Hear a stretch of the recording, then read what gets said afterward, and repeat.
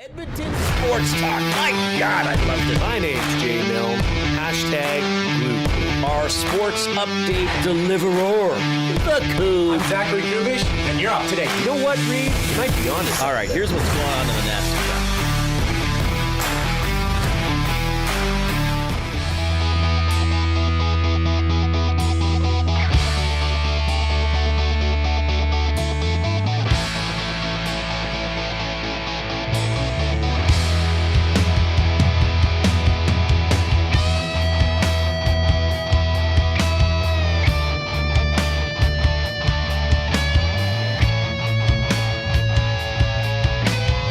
All right, for the first time since February 3rd, the Edmonton Oilers play a home game. The Ottawa Senators at Rogers Place tonight, 7 o'clock game.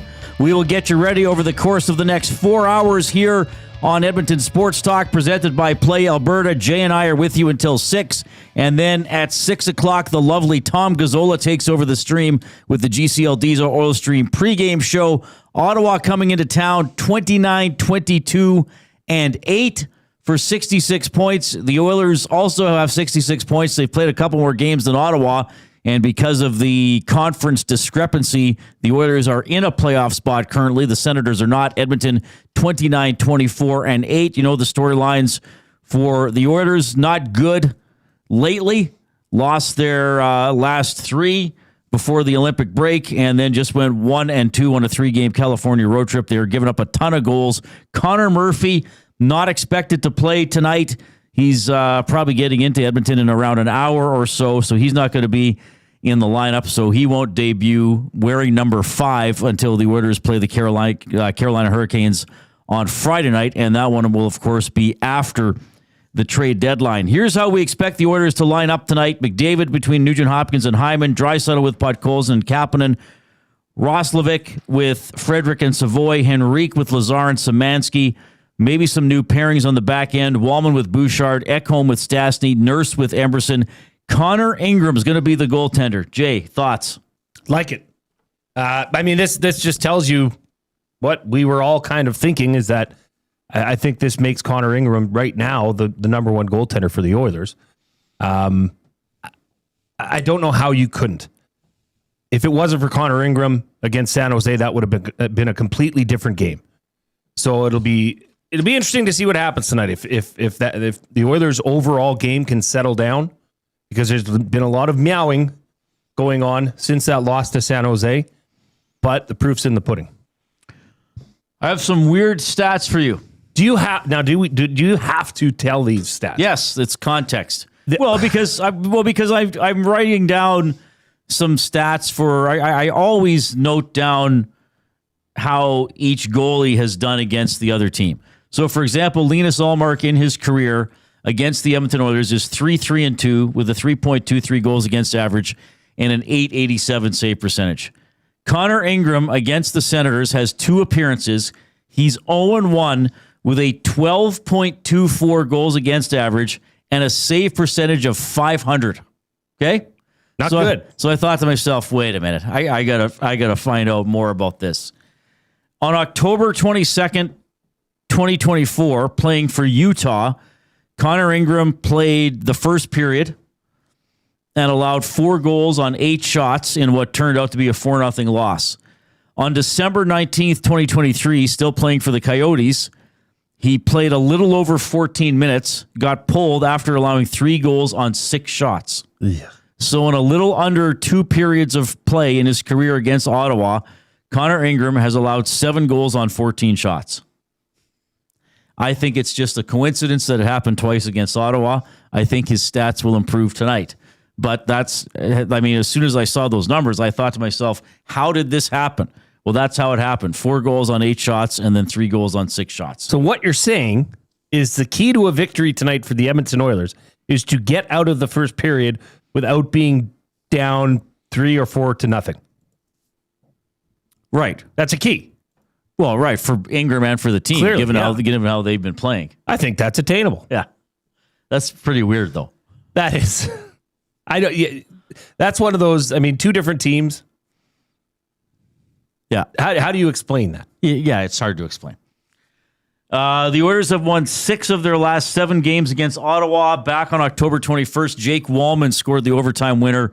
The Oilers won the game 3-2. That was their first of 2 meetings this season. The Senators' top line, Stützle with Batherson and Giroux. Their top defensive pairing is Sanderson with Zub. And as I mentioned, Allmark will be the goaltender. They are coached by Travis Green, their GM and president of hockey operations, the former Edmonton Oilers defenseman, Steve Stale. So a quick scene set tonight. We're going to hear from head coach Kris Knoblauch as we move along throughout the course of the show, from captain Connor McDavid, and also from Darnell Nurse, who was a lot more talkative than he was after Saturday's game, and quite frankly, critical of himself. We talked yesterday. He sort of, gave Speck a short answer when asked about having a tough game. He went into it a little more today, and basically said, "Here are my stats. These aren't good, but they also have a quarter of the season to lock down a playoff spot and get ready for the playoffs." I mean, we were talking yesterday.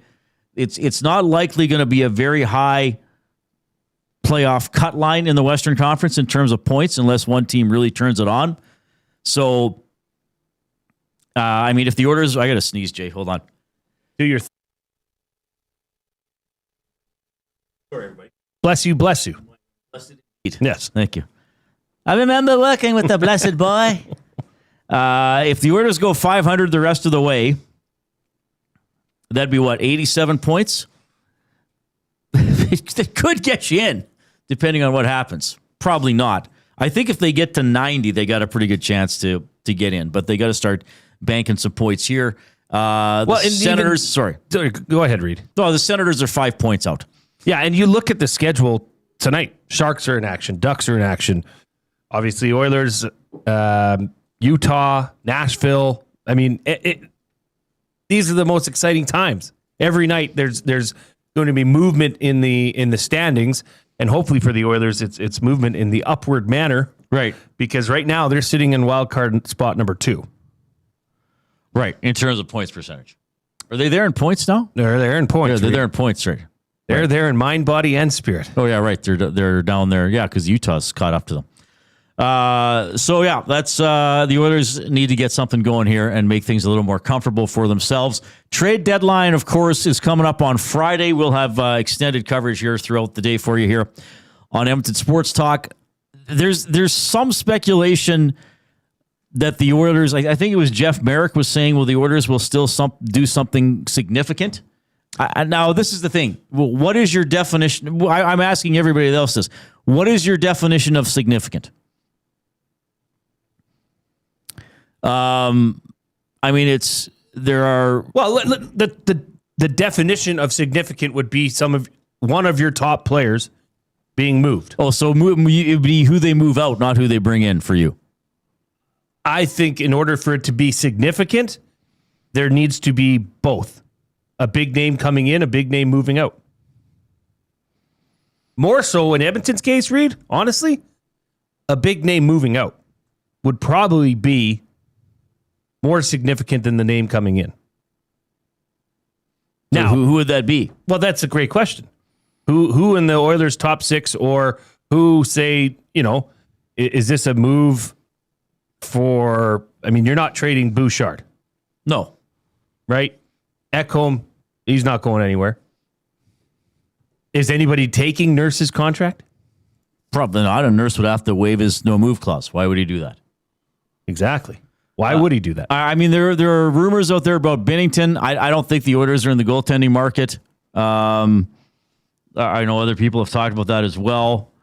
There are reports that Binnington might get traded. I've also seen some stuff like, well, a move with Binnington might not happen until the summer.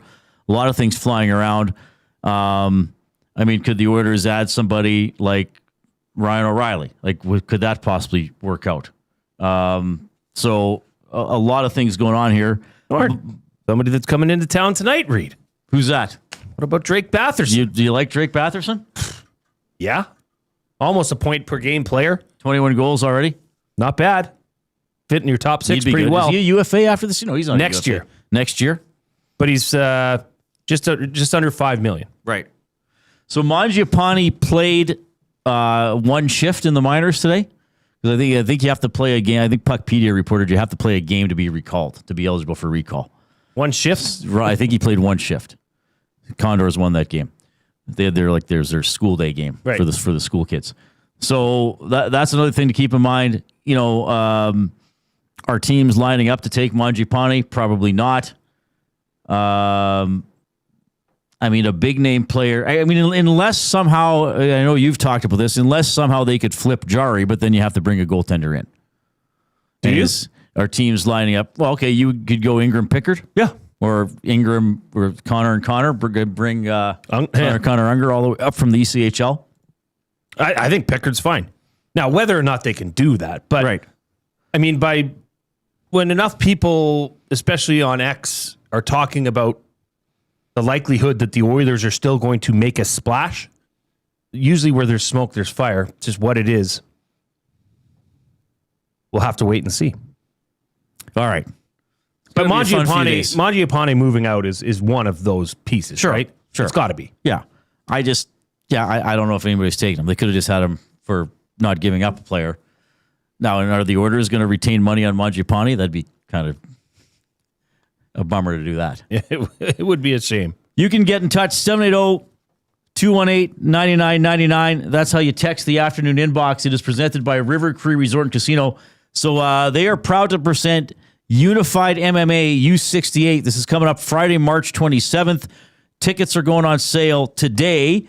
Tickets available at the River Cree Ticketmaster box office. So go to ticketmaster.ca. Look for the Unified MMA event. This is going to be a big one. It's being called an epic Unified MMA fight.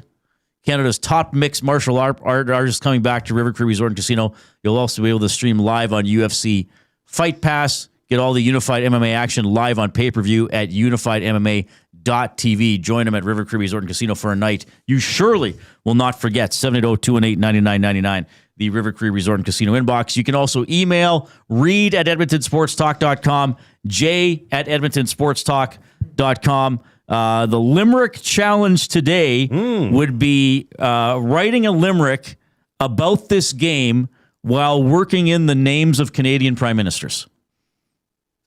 That'll be the challenge for today. Can you repeat what you just said? Write a limerick about tonight's game. Okay. But work in the names of Canadian prime ministers, however you want to do that. Wow. Yeah. I foresee a lot of, it's Trudeau. Oh, there you go. See? Right? Yeah, that's good. There you go. Yeah, something like that. All right. You can go all the way back. There's been, what are we at now? 20-something prime ministers? I should know that. Some social studies 8 student will know that who's listening to us in class. Jablonski, what are you listening to? Oh, nothing. It's just something I like to tune into during the afternoon. Pay attention, Jablonski. Don't listen to these stupid guys. Or Jablonski. Yeah, he's really picked on. So that's how you email us. And, of course, you can listen on Edmonton, on iHeartRadio, TuneIn Radio. Those are great audio streaming apps. Maybe you have us on YouTube. If you're on the Edmonton Sports Talk channel, subscribe to it if you haven't already. And for each individual show, you got to click that thumbs up button. Click, click, click. Must you click? Please, please click. Must you click? You must click. Thumb, thumb, thumb. All right. Did we get to 200 thumbs yesterday? I think we did. We tried to get to at least 100. At least. We did that in the first hour yesterday. Oh, yeah. So do not be a pleasure delayer. Get in there and click the thumbs up. And then once you click the thumbs up button, then you can click the share button. Do you believe in life after love?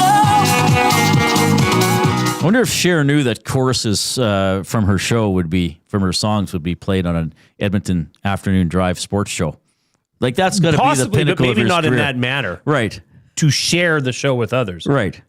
I think that's got to be something huge for her. I'm sure her songs Feather in her cap. Her songs must have been part of other share movements. I would think so. Right? Yeah. We can't be the one and only first show. People to realize Cher sounds like Cher. Exactly. Yeah, we can't be the first people in the world to realize that.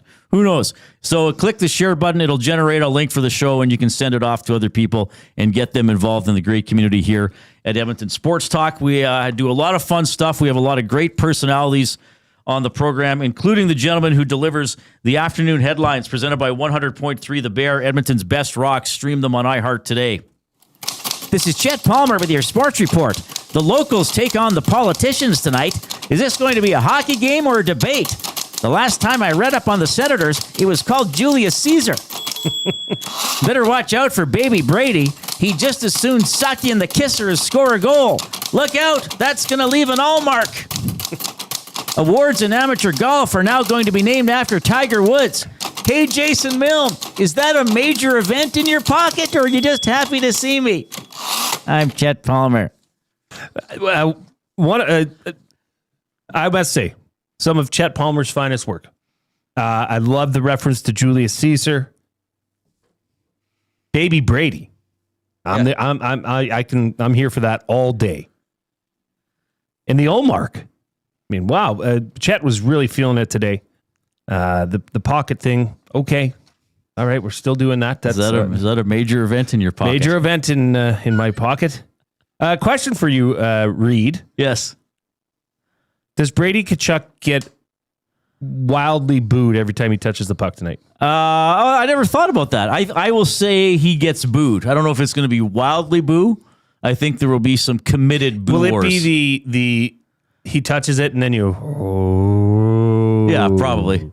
Yeah, yeah. I think I maybe wildly is a little bit much, right? But I fully expect the Oilers fans to be booing Brady Tkachuk. Yeah, I would think there'll be some booing of him for sure.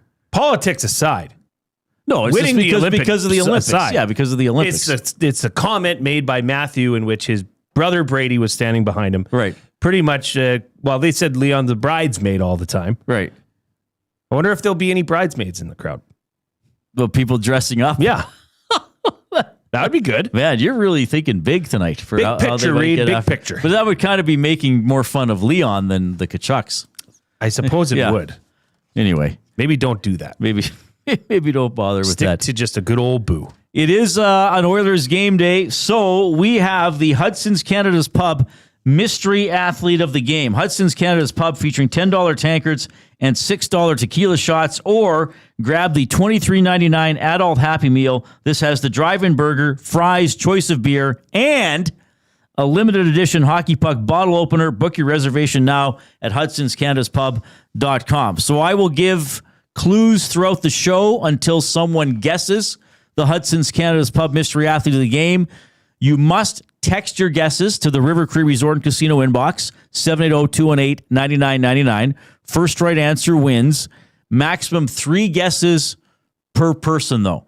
So this means you got to think and be careful before you just start firing in guesses. And the first guess, or the first clue, I should say, is Olympic gold. The first clue is Olympic gold. Now, if you think about it, that really narrows it down. Wow. What percentage of the human population has won an Olympic gold medal? Under 0.5%. Oh, way under. Yeah. Way under. So hello. Right. I mean, easy. So Olympic gold is the first clue for the Hudson's Canada's Pub Mystery Athlete of the Game. I like it. All right. We'll see where it goes with that. We always do an off-topic topic here. So you may have seen this yesterday, and I'm not sure the full circumstances, so I'm not going to get into that. I know there's been some speculation online. I don't know what Terry himself said about it. Terry Evans had his last day yesterday with, was it K97 he was with? He was. Like Wannick and I, so is it K97 or K-Rock? For a while it was K-Rock, wasn't it? Anyway. I just know it as K97. I think he was on K97. He was on the Bear, and then he was on K97. 40 years in radio, incredible career, very popular, like a fixture here. I don't know if I've ever met Terry, but I remember in Studio 99, when I used to do the pre and post game shows there on my previous job, he was often in my eye line because he would get there a little early, and he had a spot at the bar he would usually sit before the game. So our off-topic. He's a tall man. Is he? Yes.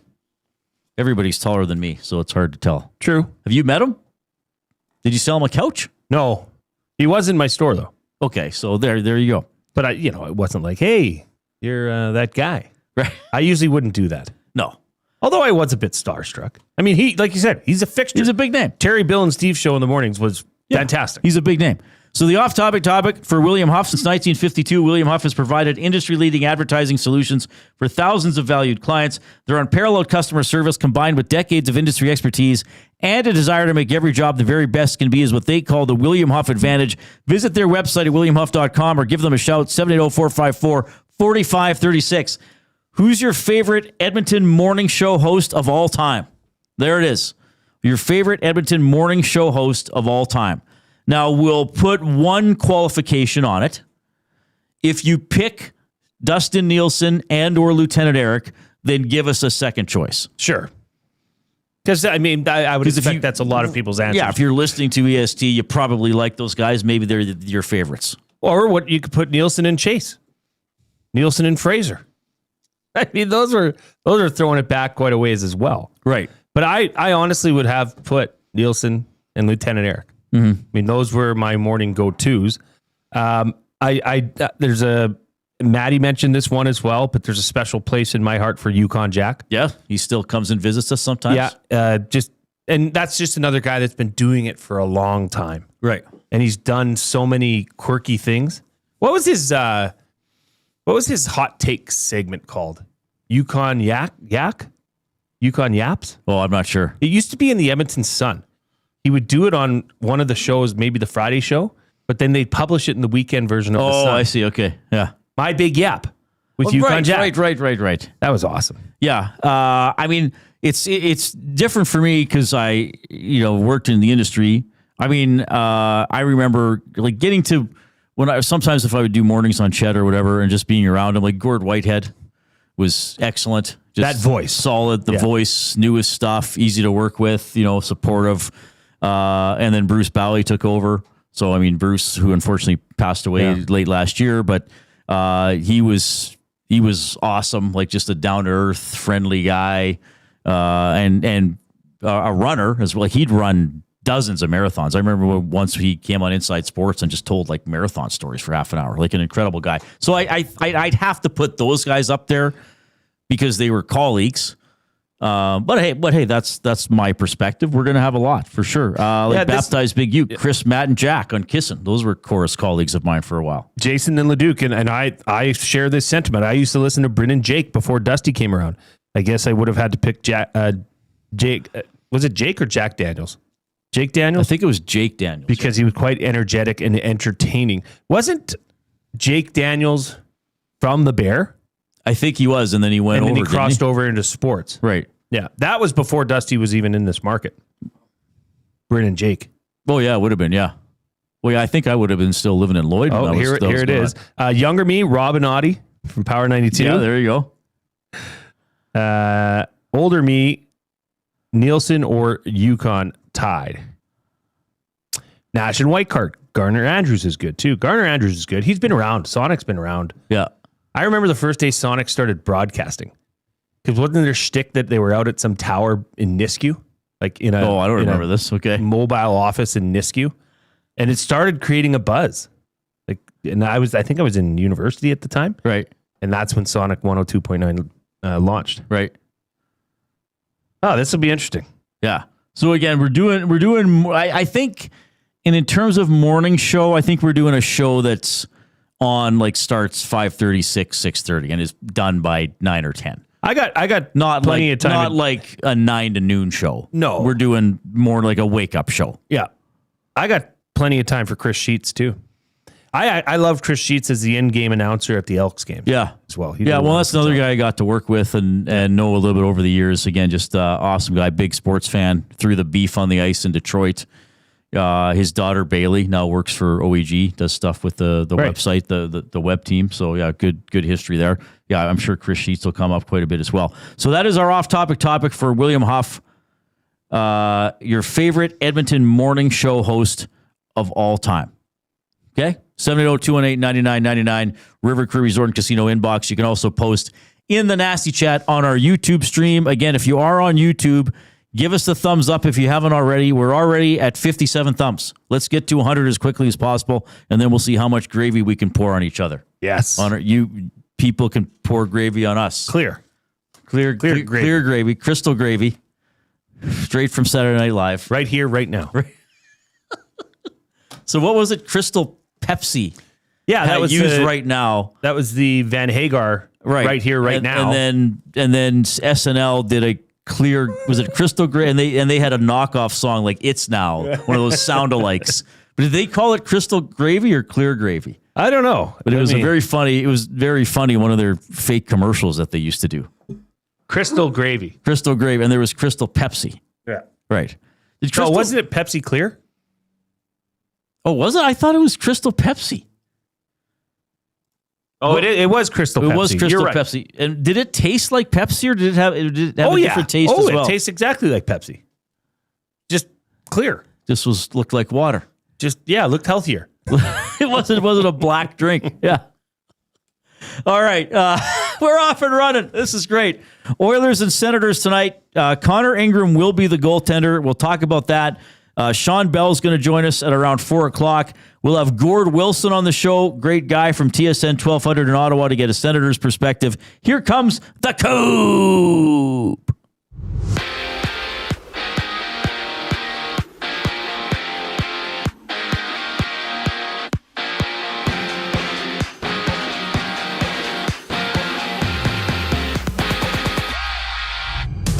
Edmonton's Connor Ingram won't play, or Connor Murphy. Too many Connors on the team. Murphy won't play tonight. Should be available for Friday's contest against the Hurricanes. And at ice level, it's Connor Ingram getting his third consecutive start for the Oilers, facing off against the Senators. Tom Gazzola, Ben Thompson preview the game during the GCL Diesel Oil Stream pregame show. That gets going at 6 o'clock right here on EST. Out west, the Canucks have moved Thatcher Demko to long-term injured reserve. The 30-year-old underwent hip surgery in January, being ruled out for the season. Other action, Anaheim and Colorado, they dropped the puck. Vegas then hits the ice in Buffalo, while the Sharks and Habs battle, having 11 games in the NHL tonight.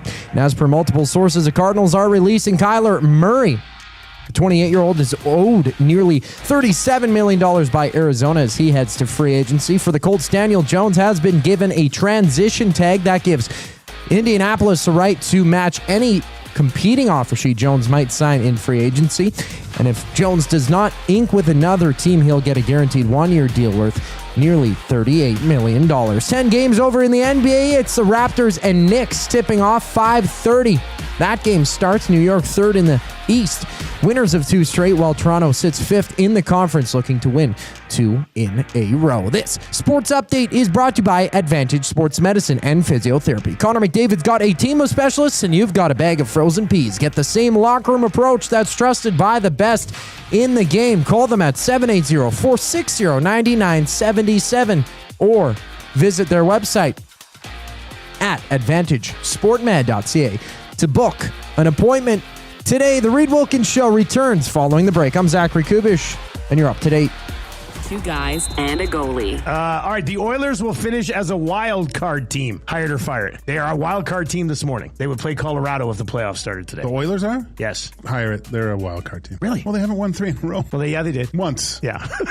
Cass, wild card team or better? I think you finished third. Yeah, I think I'd say they're still finding their 2 way. guys and a goalie, presented by GS Construction. Tuesday and Thursday afternoons at noon, only on Edmonton Sports Talk, your clear choice for Edmonton sports.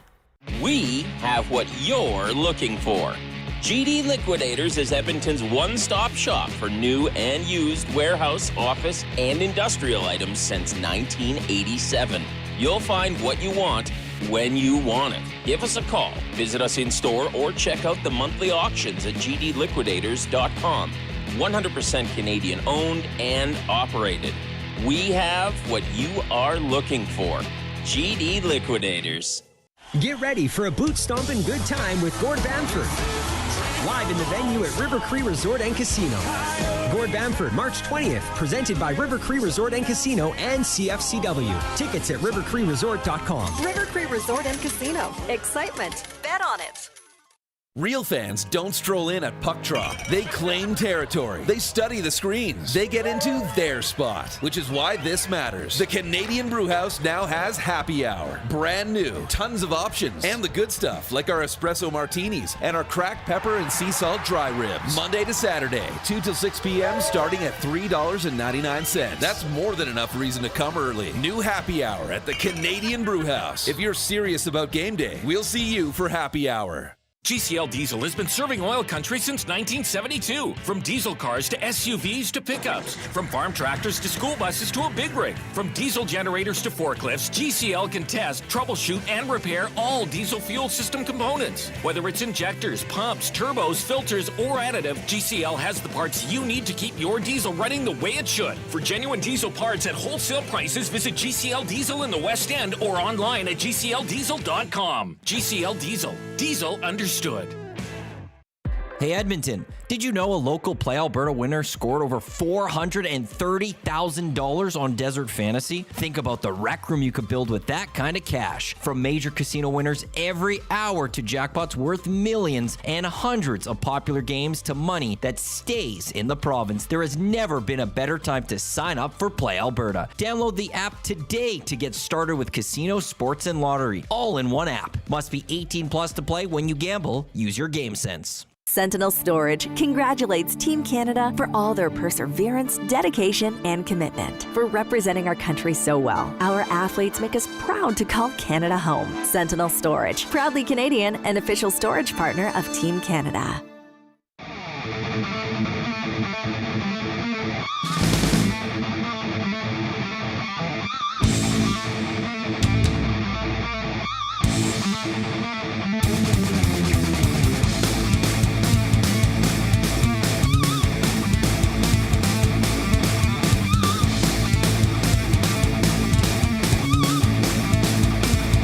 All right, good to have you tuning in this afternoon. Oilers hosting the Senators tonight, 7 o'clock at Rogers Place. I'll be heading to the game right after the show ends at 6. I'm wearing my new suit.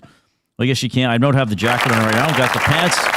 Show off that leg. Last Monday, we had Modern Measure Monday. Do you want me to help you and so I we can get the leg? Yeah, that's as high as I can lift. Oh, there's my groin. There goes my groin. Oh, yeah, that's all the way down. That's all the way down the inside of the leg. No running for a year for Reid Wilkins. It looks fantastic. Yeah, so I'll be wearing first time kind of out in public, I guess. Are you going to get any compliments on it, do you think? I already got one. From who? Gene Principe. Get out of here. So Gene's, when was his birthday? Thursday? So I texted him. They were talking about it on air. So I texted him that night. I said, hey, Gene, happy birthday. Oh, yeah, they were. He wrote me back on Friday, and he goes, thanks, Reid. I can't modern measure up to a young man like you. Oh. And then I saw Gene at practice yesterday, and I was like, hey, that was funny. He's like, yeah, well, you guys look great. He's like, I watched you guys doing the unveil, so it's pretty cool. Oh, this is fantastic. Yeah, but I'm not this dress shirt I had before Modern Measure. But it works. Yeah, but I usually put the suit jacket on for the last couple segments of the show. If people haven't seen it, Modern Measure. Get ready. The hue is on fire, on fuego. Yeah. It brings out your burgundy hue. It really brings out my eyes. Yes. My fiery red eyes. I think Gager and Salas got measured yesterday, didn't they? I believe they did. So that's pretty fun. Again, if people are looking for this place, it's in Edmonton Tower. It's kitty quarter from Rogers Place. MDRN measure, if you want to look it up online. I'm assuming people have heard us talking about it, but you can't assume. There's always new people or people who miss parts of the shows. So MDRN measure. We do have a limerick here from the Big Uke. So my limerick challenge was write a limerick, which the audience is great at doing. Certain audience members are great at doing. And work in the name or names of Canadian prime ministers. Okay? Okay. Here's what the Big Uke sent in. Now, I got to be careful reading it. Tonight on ice, oil and sends be stretchian, just like the speeches of old man Chrétien. Tonight, barn burner, fiery like John Turner. Good old John A. in photos was quite fetchian. That's actually, I really like that. That's not bad. I mean, I love playing with the language to get a couple rhymes with Chrétien. That's well done. Good job from Big Uke.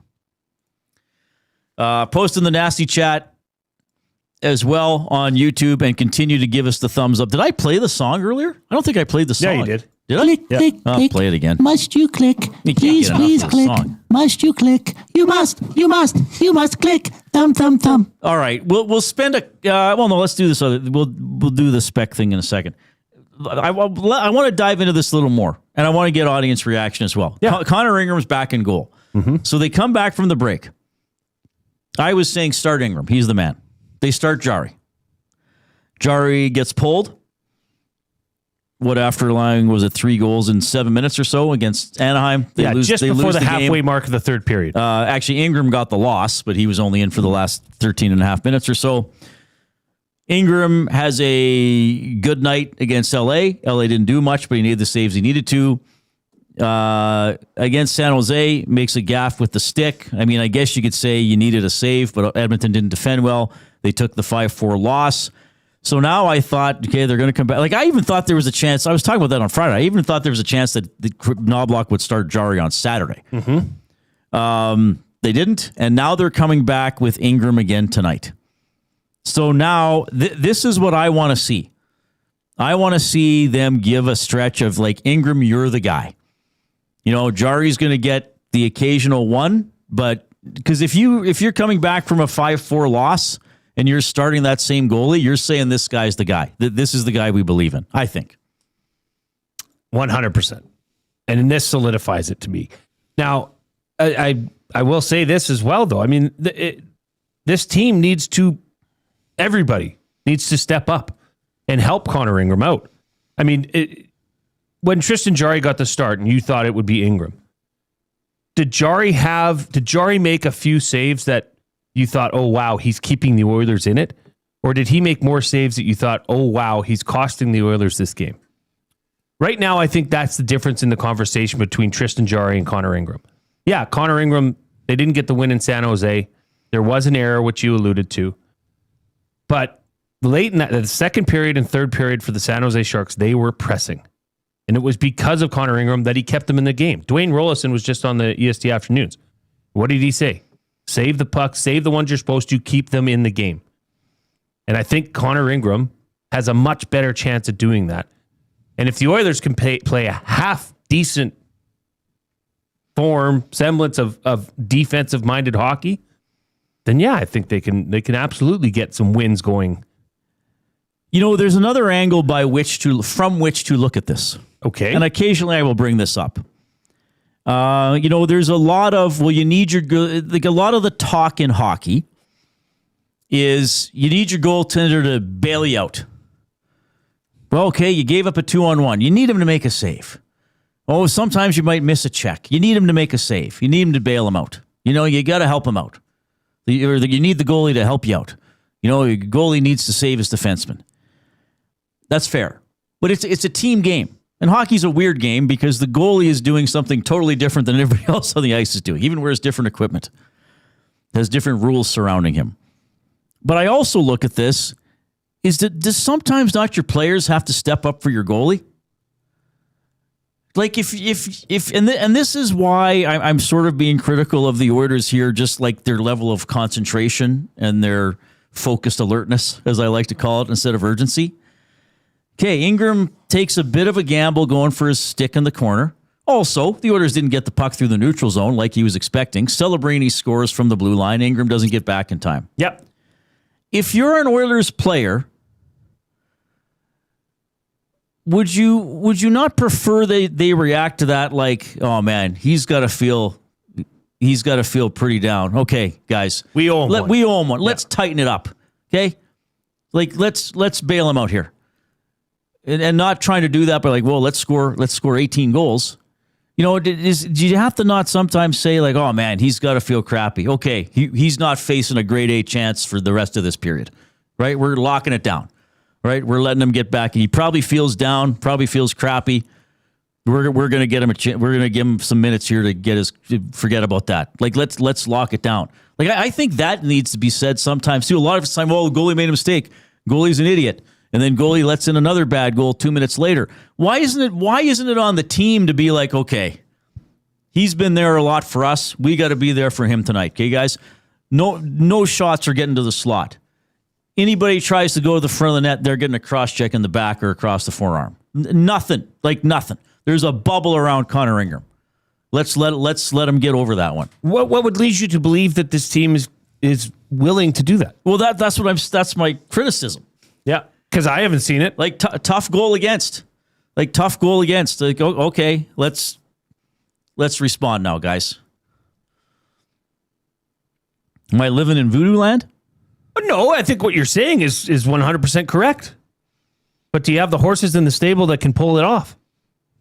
Well, that's not the way question. That this team, this current version of the team. Maybe they should think like that. I think they should. Like does Connor Murphy think like that? Well, we're going to find out. I'm just saying, if I see a teammate, if I see a colleague have a tough moment, you want to pick him up. I'm going to try to pick him up or cover for him, not in a way that I think he can't do it, but maybe give him a minute. You know what I mean? Like give him a second to steady himself. And I'm not saying that's why Ingram gave up some of the other goals, but the Oilers, this is what Bowman was talking about. Okay, have that mentality, like, okay, calm the game down. Yep. Calm the game down. So Ingram makes that mistake, gets scored on from the blue line or just outside or inside, wherever it was. And instead the Oilers are like, well, we better open it up. As opposed to like, okay, that happened. There's 54 minutes left or whatever. Let's be patient.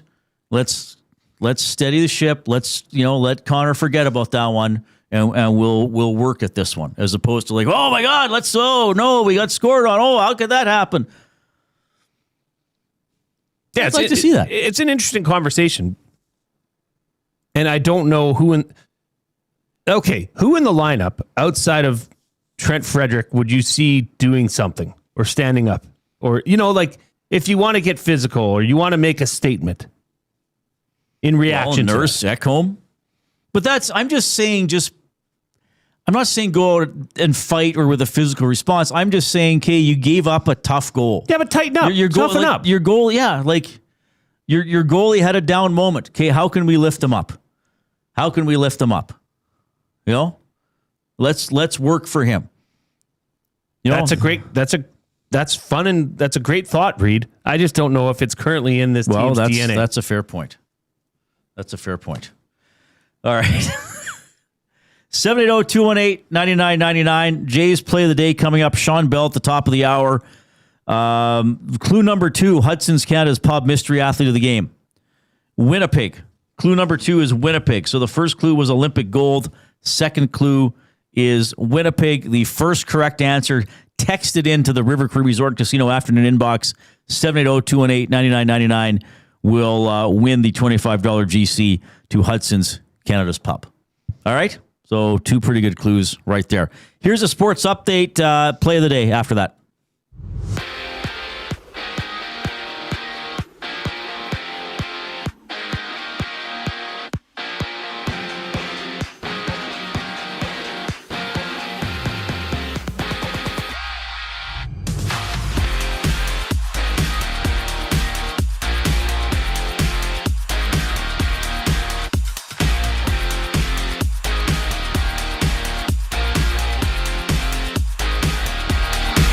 Edmonton's Connor Murphy won't play tonight, but should be available for Friday's game against the Hurricanes at ice level. Connor Ingram gets his third straight start for the Oilers to face off against the Senators. Tom Gazzola, Ben Thompson set the table for the action during the GCL Diesel Oil Stream free game show. Coverage starts at 6 right here on EST. Out west, the Canucks have moved Thatcher Demko to long-term injured reserve. The 30-year-old underwent hip surgery in January, being ruled out for the season.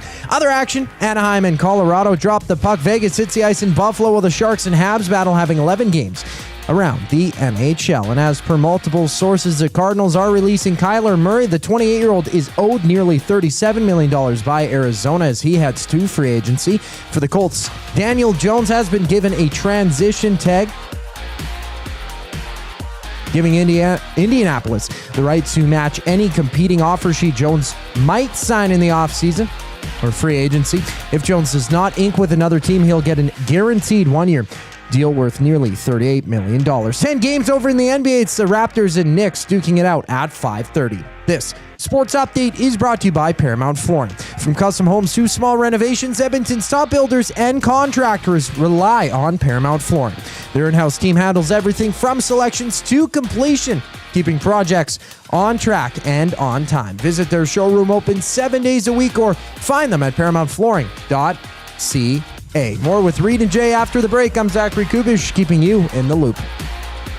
Their deadline cap space projected at $12,009. Projected playoff cap space $1,963,334. This is shaping up to be maybe not a great season. That's sort of where I've been looking, for a while. And even at the beginning of the season, I think I had them at 96 or 97 points. Doyle Stream, presented by Boston Pizza. Monday, Wednesday, and Friday afternoons at noon. Only on Edmonton Sports Talk. Your clear choice for Edmonton sports. At Firehouse Subs, our subs are freshly toasted, stacked high, and crafted to satisfy. Each sub is piled high with premium meats, melty cheese, and toasted to perfection. Firehouse Subs brings bold flavor to every bite, all served on a freshly toasted roll. But we're not just feeding Edmonton, we're fueling it. Dig into the brisket hat trick, piled with slow-smoked brisket and melty cheese. Or go to the Firehouse Subs fan favorite, the Hook and Ladder. Made to order with smoked turkey, honey ham, and Monterey Jack cheese on a perfectly toasted roll. With 15 Firehouse Sub locations across Edmonton and the greater area, it's easy to grab a hot and hearty sub close to home. Firehouse Subs. Hot, hearty, made to satisfy. Get ready for a boot stomping good time with Gord Bamford. Live in the venue at River Cree Resort and Casino. Gord Bamford, March 20th, presented by River Cree Resort and Casino and CFCW. Tickets at rivercreeresort.com. River Cree Resort and Casino. Excitement. Bet on it. Real fans don't stroll in at puck drop. They claim territory. They study the screens. They get into their spot, which is why this matters. The Canadian Brewhouse now has happy hour. Brand new, tons of options, and the good stuff like our 8-inch 2-topping RCM pizza and our signature Caesar. Monday to Saturday, 2 till 6 p.m. starting at $3.99. That's more than enough reason to come early. New happy hour at the Canadian Brewhouse. If you're serious about game day, we'll see you for happy hour. Looking for flooring? Paramount Flooring has it all. Sales, service, and expert installation. With options for every style and budget, open 7 days a week. We've got you covered. Quick delivery and in-stock deals. Plus, EST listeners get 10% off. Visit ParamountFlooring.ca today.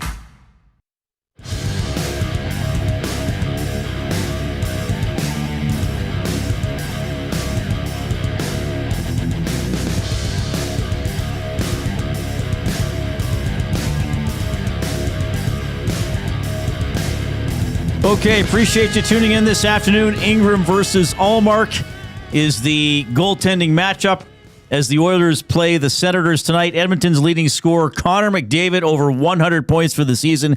He has 103. Tim Stützle is the Senators' leading scorer. He has 63 points. The aforementioned Drake Batherson is their second leading scorer with 21 goals and 51 points. Ottawa trying to crawl back into the playoff spot in the Eastern Conference. Edmonton trying to hang on to a playoff spot in the Western Conference. It's Jay, it's play, he's Jay, it's today.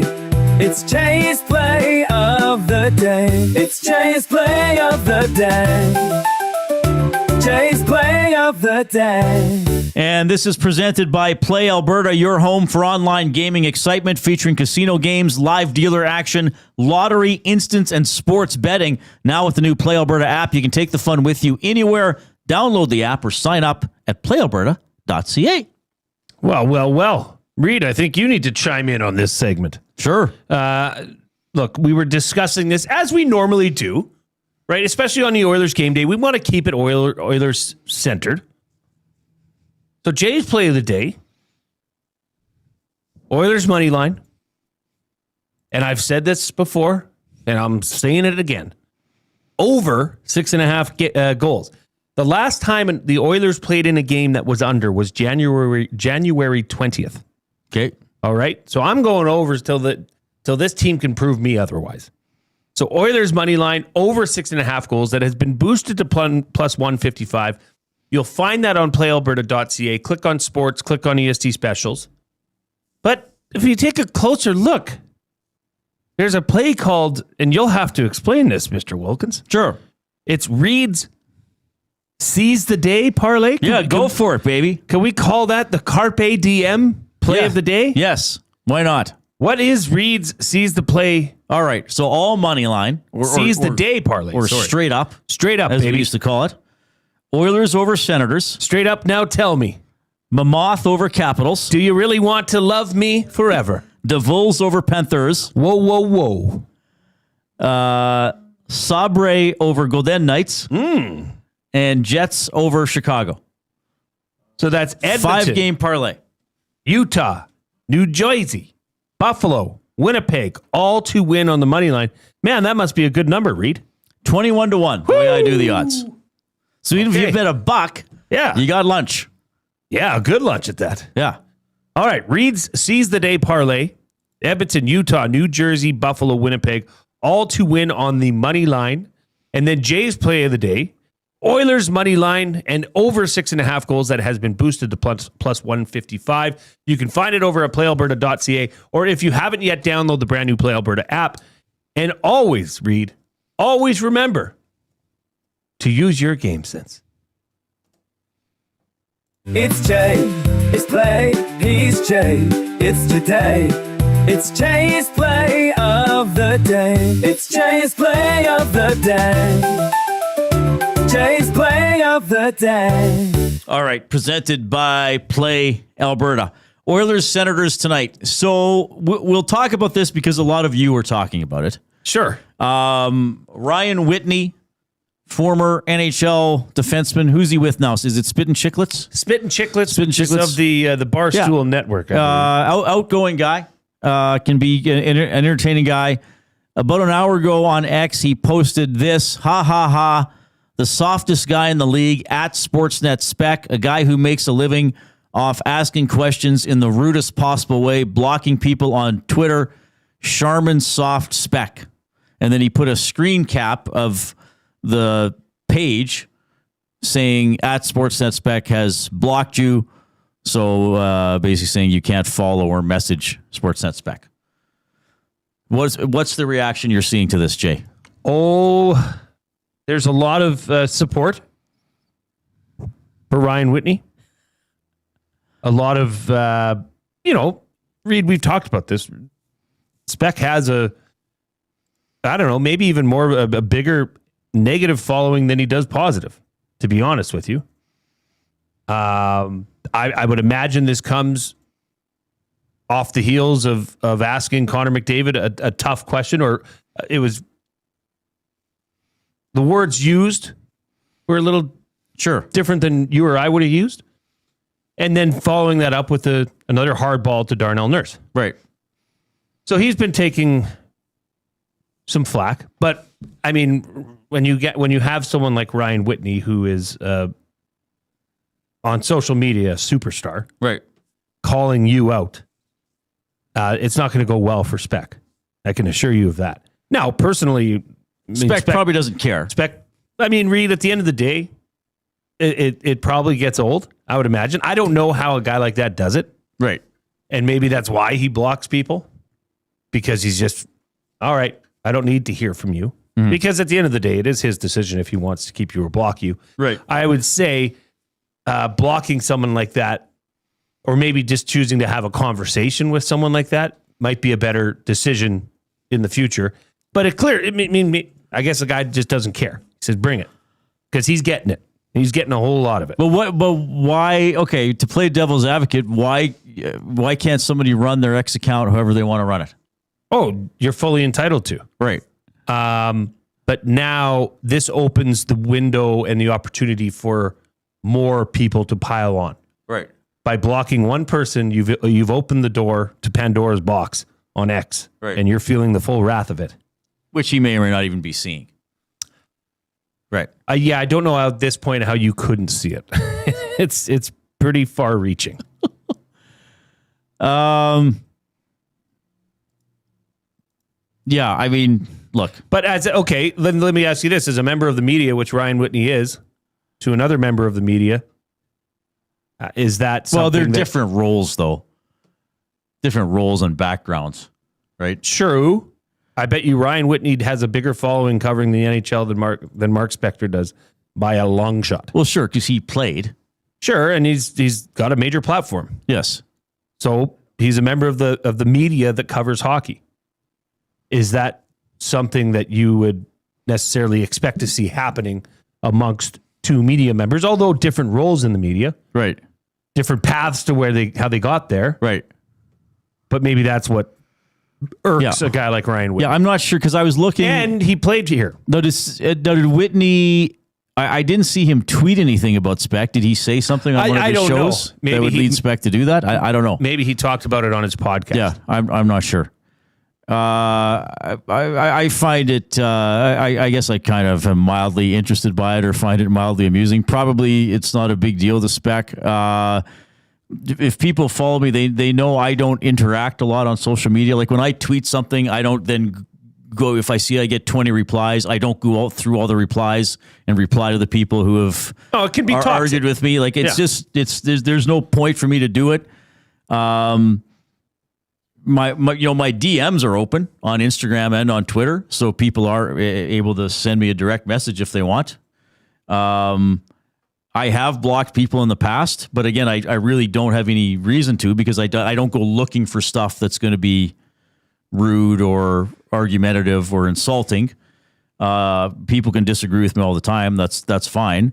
You were there. I did block someone on Instagram a couple months ago because I got that was getting a little. I got quite an aggressive message about someone who didn't like my work, and I wrote back and I said, "Hey, sorry, you don't like my work. I guess I'm not for everybody." Yeah. And this gentleman wrote back, sure did, quite a lengthy message and quite profanity filled, outlining, further reminding me why and what he didn't like about me. And I blocked him because I thought, okay, he hates me. Congratulations. You've told me twice you've hated me. You're rude. You're not interested in having a dialogue. I don't need this in my life. I don't need you to send me a message once a week or once a month. You've lost the privilege of interacting with me. So I blocked the guy. But other than that, I don't really go looking for it. Well, and okay, I could see the backlash maybe from the question that was asked to McDavid, and it was not that the question was asked. Everybody knew that question was going to be asked. It was how it was phrased that rubbed people the wrong way. The question to Darnell Nurse, I think Oilers fans were applauding, if I'm not mistaken. No, Nurse was asked again today about his own play in a different manner, and he gave a really good answer. Now, was he reacting to, I think Rashog asked him, was he reacting to the way the question was asked? Who asked it? Or did he just have a couple days to calm down and be like, you know what, I should probably just fall on the sword a little bit? And did we talk about the fact that his wife had just given birth to their child? Yeah, he was, even though he didn't go back to Edmonton, I'm sure he was. I think that's somewhat lost in this, in his general disinterest in being a part of that conversation. I don't blame him for that. You want to get home as soon as you can. Okay, sure. Yeah, whatever you say. Let's get out of here. So that can't go unnoticed. But yeah, I thought what he said today, but once again, Reid, and we'll get to that clip, I know, probably after Belsey, but is this more meowing? Yeah, maybe. But I just find the whole... I don't know. Like, I think there are a lot of people who take a lot more interest in X, Twitter, than I do. Mm-hmm. So, okay, I'll ask everybody this: if somebody else tweeted a screen cap and said, "Oh, look at Reid, he blocked me. What a baby," would people all be like, "Oh, Reid's such a jerk for blocking this guy," or would you think, you know what, maybe Reid has a reason and he just had enough? Or he just doesn't like this person, or there's a history that maybe I don't know about. I could block anybody I wanted. I could block you. Sure. I think I haven't, by the way. This is a time and place kind of discussion, though, and context. Yeah, fair enough. Obviously, I'm assuming, and I can't find it. If anybody can, sure, if you want, send it. We may or may not get to it, about what Whitney said about Speck and how he asks questions. But it's also makes it worse when you have a partner like Paul Bissonnette, who immediately reposted it in breaking NHL news. Oh, sure, yeah, which I'm kind of like, okay, settle down, guys. Well, I mean, that's the thing, though. That's the fire you're getting into. When you do something like that, there's going to be equal reactions. I'm not saying any of this is right or wrong. We're just talking about it because it seems to be a big story, at least on our channel. Well, this will pass in the next half hour, probably. Of course. Yeah. Anyway, it was getting some reaction, so we addressed it. I'm not too excited about it either way. But I apologize, everybody, for remaining calm. Haas says, Reid, I love your stuff. McLovin says, Reid isn't a sports reporter. Oh, jeez. It was a bad word that started with sh. Right. You're not.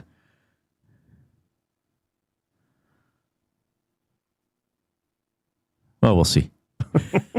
We're coming to you from the Canadian Brewhouse studio. Oh man, the wing flavor of the month at the Canadian Brewhouse: creamy white cheddar, rich, cheesy, and smooth, like your favorite white cheddar popcorn, but on a saucy wing. Try them before they're gone. So these are specially bred chickens that they are raised. They're raised on the white cheddar ranch. With wings that taste like white cheddar popcorn. Come on down to the white cheddar ranch where you too could take home your very own white cheddar chicken. That's right. So then they are beheaded. Well, I got to remind people where their food comes from. This is true. But their wings are already pre-bred to taste like white cheddar popcorn. Yes. And the Canadian Brewhouse has them for the wing flavor of the month. Remember, they do sound good. Try them before they're gone. They only raise so many of these chickens. White cheddar chickens. The white cheddar chickens. It's a special breed. It's a very unique Hutterite colony. All right. 780-218-9999 is the River Cree Resort Casino inbox. If you're watching us on YouTube this afternoon, we thank you. Give us the thumbs up. We're almost at 100. Let's get there and beyond by the time we bring on Belzy in about 3 or 4 minutes. The Lock Shop. What's the deadline going to look like in the Peg, buddy? Like a lot of places, they want a ton of moves. I mean, they just love to see the Jets get back some of the draft capital that they traded in the last couple years. I mean, the 2nd and the 4th round pick for Luke Shen, all the insiders say, hey, he's a great veteran player. He's won the cup. Teams want him. I mean, but we've got Nyquist. You've got Taves, who said that he's not waiving. The Lock Shop, weekday mornings at 11, only on Edmonton Sports Talk, your clear choice for Edmonton sports. You've always known GCL Diesel as the experts in diesel fuel systems. But did you know that GCL is also your source for turbochargers and turbo repair? As a turbo supplier for Garrett, Borg Warner, and Wholesat, GCL can provide genuine original equipment turbos at wholesale prices. Whether it's diesel, gas, natural gas, or performance, we can provide you with the turbo or custom repair you require. Turbo questions? We've got turbo answers. Visit us in the West End or online at GCLDiesel.com. GCL Diesel, turbochargers, understood. Edmonton, be part of history. Support Canada Soccer's men's national team as they battle Uzbekistan in the final send-off series ahead of the FIFA World Cup. Monday, June 1st at 7 p.m. at Commonwealth Stadium. Tickets on sale now at Ticketmaster.ca. Time for a new career in 2026? Or maybe your kid is still pondering their path. Good news! Weiss Johnson is hiring. It's Dennis, and not only are we hiring for heating and air conditioning, we're also looking for experienced plumbers and gas fitters. With the growth in residential development, there's no shortage of opportunities at Weiss Johnson. Choose your path with us. Learn from one of the industry leaders, and we will grow together. Receive great benefits and school reimbursement as well. Visit weiss-johnson.com today.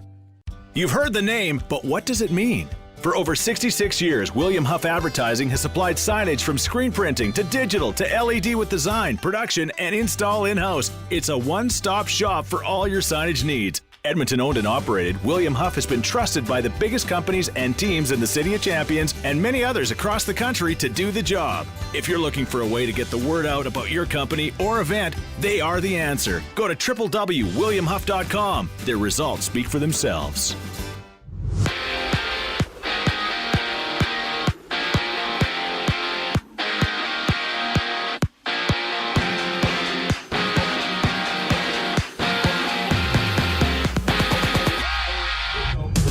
Edmonton's Connor Murphy won't play tonight, but should be available for Friday's contest against the Hurricanes. Ice level, Connor Ingram, he'll get his 3rd consecutive start for the Oilers when they face off against the Senators. Tom Gazzola, Ben Thompson, they go live with the GCL Diesel Oil Stream pregame show to set the table for the action. Tune in at 6 right here on EST. Other action around the NHL, Anaheim and Colorado drop the puck. Vegas hits the ice in Buffalo while the Sharks and Habs battle. 11 games tonight. Out west, The Canucks save moved Thatcher Demko to long-term injured reserve. He underwent hip surgery in January and was ruled out for the remainder of the season.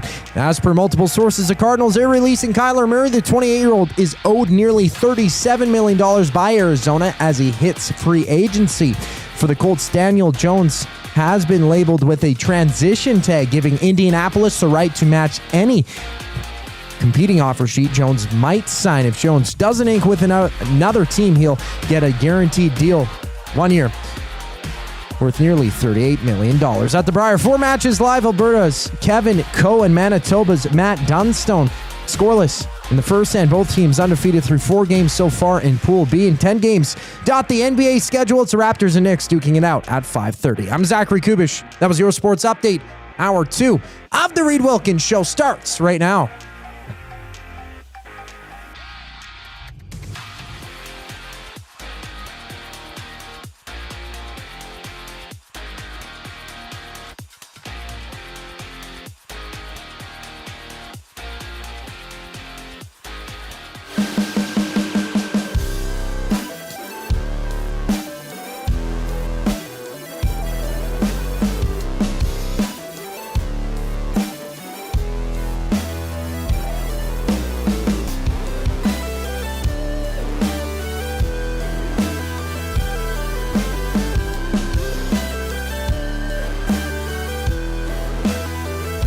Okay, we appreciate you tuning in this afternoon. Oilers against the Ottawa Senators tonight. It's a 7 o'clock game.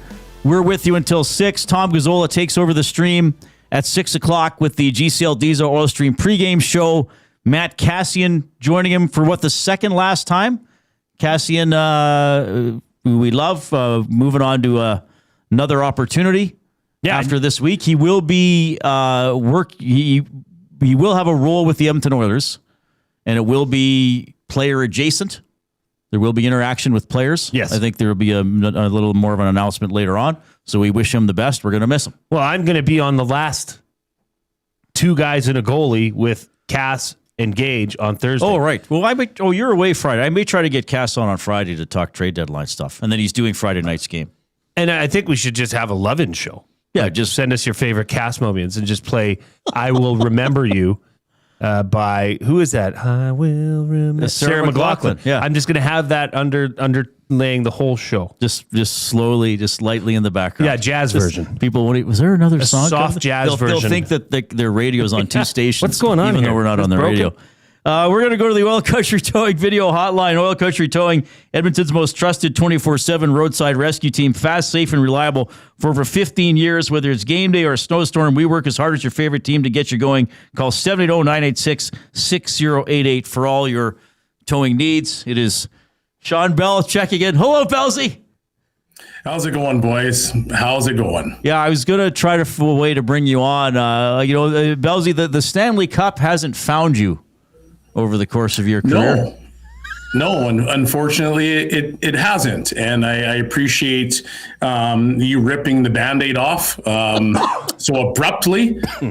Championships, when I was a player, they were within my grasp and don't have them. So I appreciate you ripping the Band-Aid off so nicely and gently. I'll just ask one question, because I don't want to make the whole show about Mark Spector. But you would have had to deal with guys like me over the course of your playing career, junior NHL, World Juniors, AHL. Were there guys you were like, I hope he doesn't ask me a question? Or did you just look at the wall of us and you didn't separate Reid Wilkins from Ryan Rishaug from Mark Spector? Like, what was it actually like for you? I got along with a lot of guys. There's a few people that we can chat about off air, and how I may or may not feel about said people.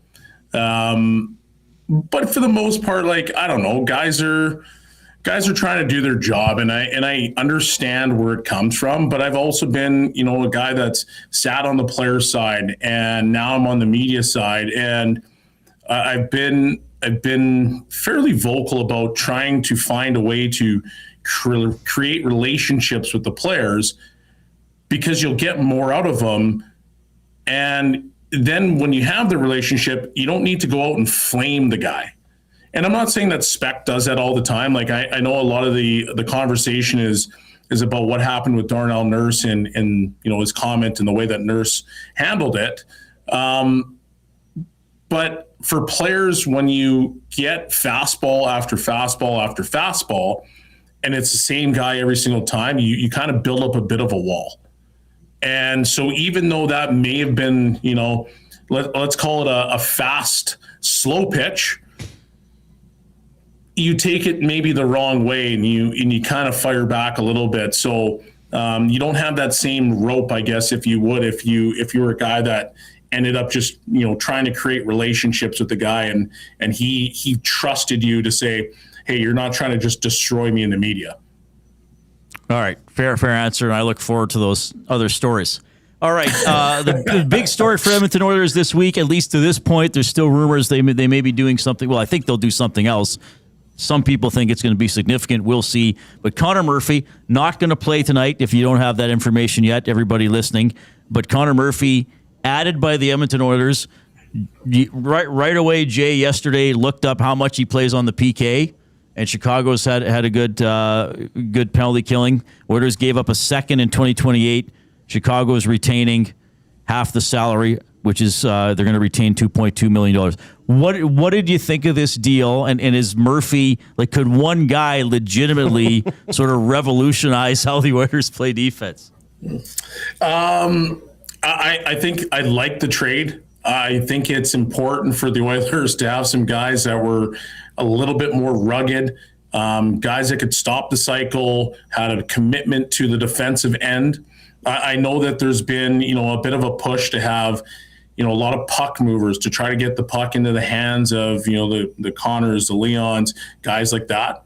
So I understand what they've been trying to do, but at the same time, there's some heavy teams in the league, and the teams that you've had trouble with are the heavy teams. So, getting a guy like Murph is a big deal to me, and I think it's important. And I personally loved the trade.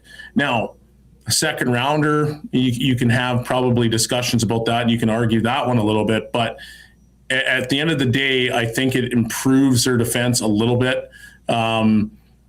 There's still going to be some structure that you need to get sorted out, and leaving guys wide open back door, or some of the egregious mistakes that we've seen over the course of the year. That stuff's not going to change overnight just because Murphy's coming in. So there's still some things that you're going to have to work through to try to figure out, and there's still some things that you're going to have to work through to make sure that defensively you're more sound. But this is a good step in the right direction, and it's a really solid player.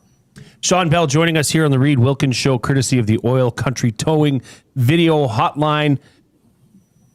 This is now the next question. Okay, I think the general consensus is that this was the move.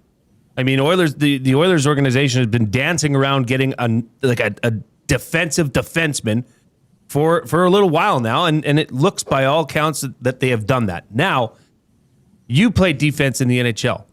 How do you best see? I moonlighted as a defenseman. Well, jeez, Bellsy, come on, okay. Wait, do you want me to block you? Okay. Sorry, man. Sorry. Jeez. I won't act up anymore. Okay, I'm changing my question now. No, Bellsy, that's the next question. Is how is Connor Murphy deployed in this lineup? Reid and I were talking about it earlier, and Reid had suggested, well, load up one pairing and put your two best defensemen in Mattias Ekholm and Connor Murphy together. Or do you try move him through the lineup to raise and elevate the defensive play of somebody that might be going through a bit of a difficult time this year? I fully understand why Reid said his point and saying, okay, it's going to be Ekholm and Murphy because you want to have a shutdown D pairing. But playing devil's advocate, here's what I'll say. If you have Ekholm and Murphy together as a pairing, what are your other pairings? And what kind of adventure would you have every 30 to 40 seconds that would maybe make the fan base go absolutely bananas? That would be my only comment from a devil's advocate side. But to me, the perfect deployment is either putting a Murphy with a Wallman or putting him with a Nurse. We've seen in the past that, Ekholm and Bouchard can be a pretty good pairing, especially in the playoffs. They kind of raise their level. They're solid. And I get Ekholm's been hurt for the last couple of years and he's coming off some stuff. But for the most part, Ekholm Bouchard has been their number one pairing. They're split up. Are they not? I don't know what that looks like, but that is their number one pairing. From there, you have questions. Who can Nurse play with to kind of elevate his game? Who can Wallman play with to elevate his game? And from what we've seen with Nurse, the guy that helps him the most right now is kind of Emberson, which is a defensive defenseman. He's a guy that plays on the right side of the puck. He's safe. He doesn't really play outside of his comfort zone. And he's not a guy that's going to be rushing up the ice all the time.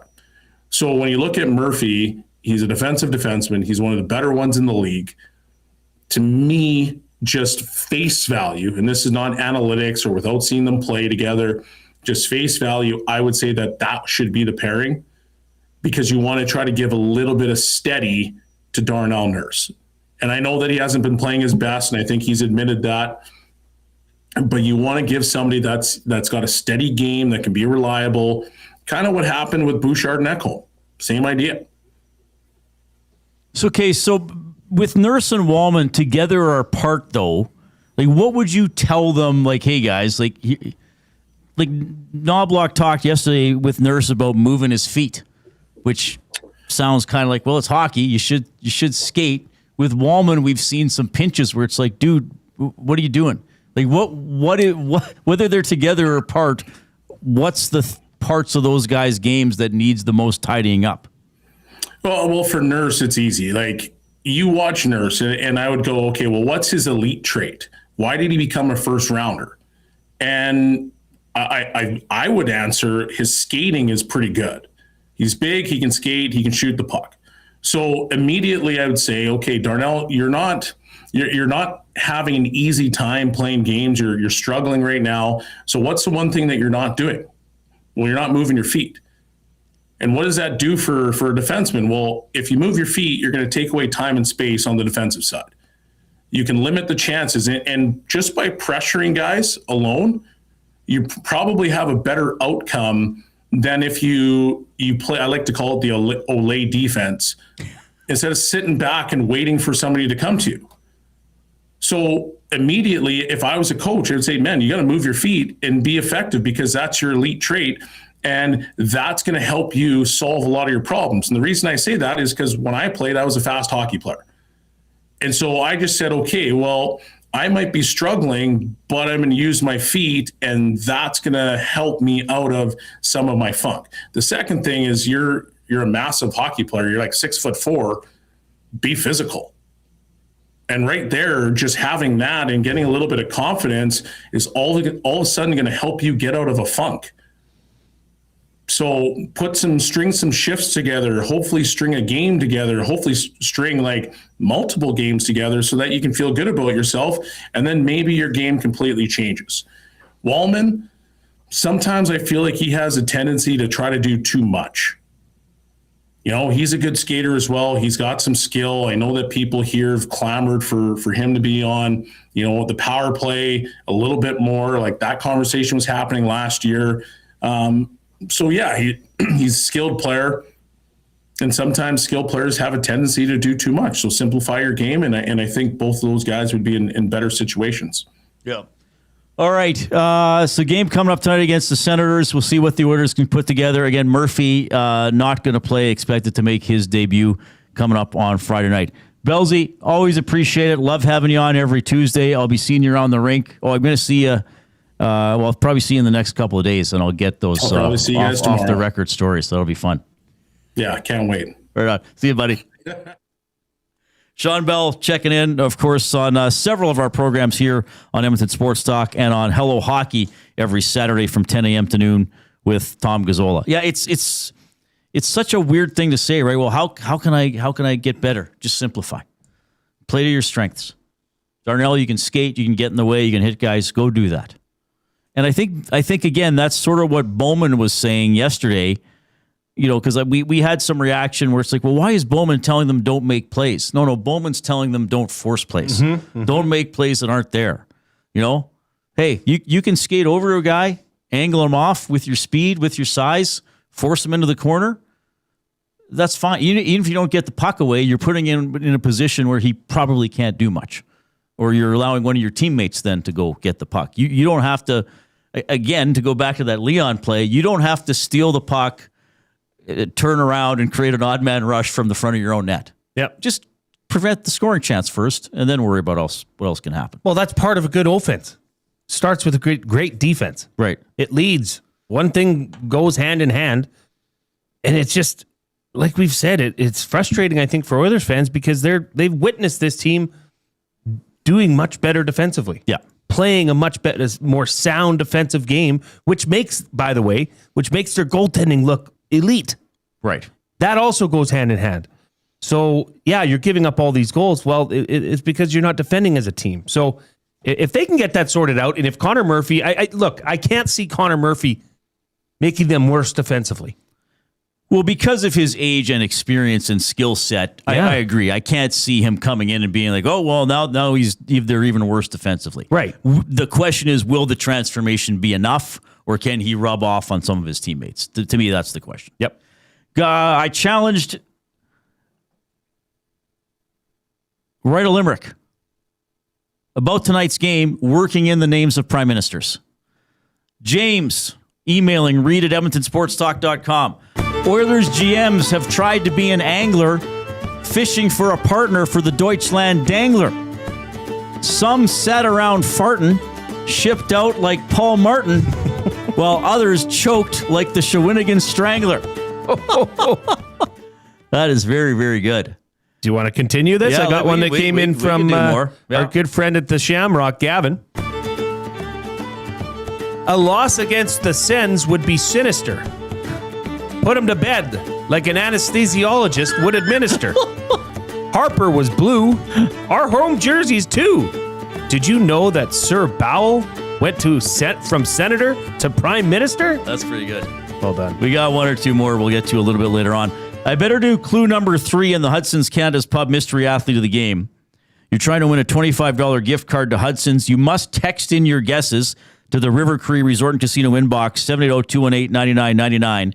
The third clue is laws, L-A-W-S. The third clue is laws, L-A-W-S. So the clues to this point, Olympic gold, Winnipeg, and laws. Okay? Let's see what we get. Gourd Wilson from the Senators broadcast booth coming up at around 4:40, 4:45. We have the Oil Understood. You're going to hear from Knoblauch, Nurse, and McDavid after the break.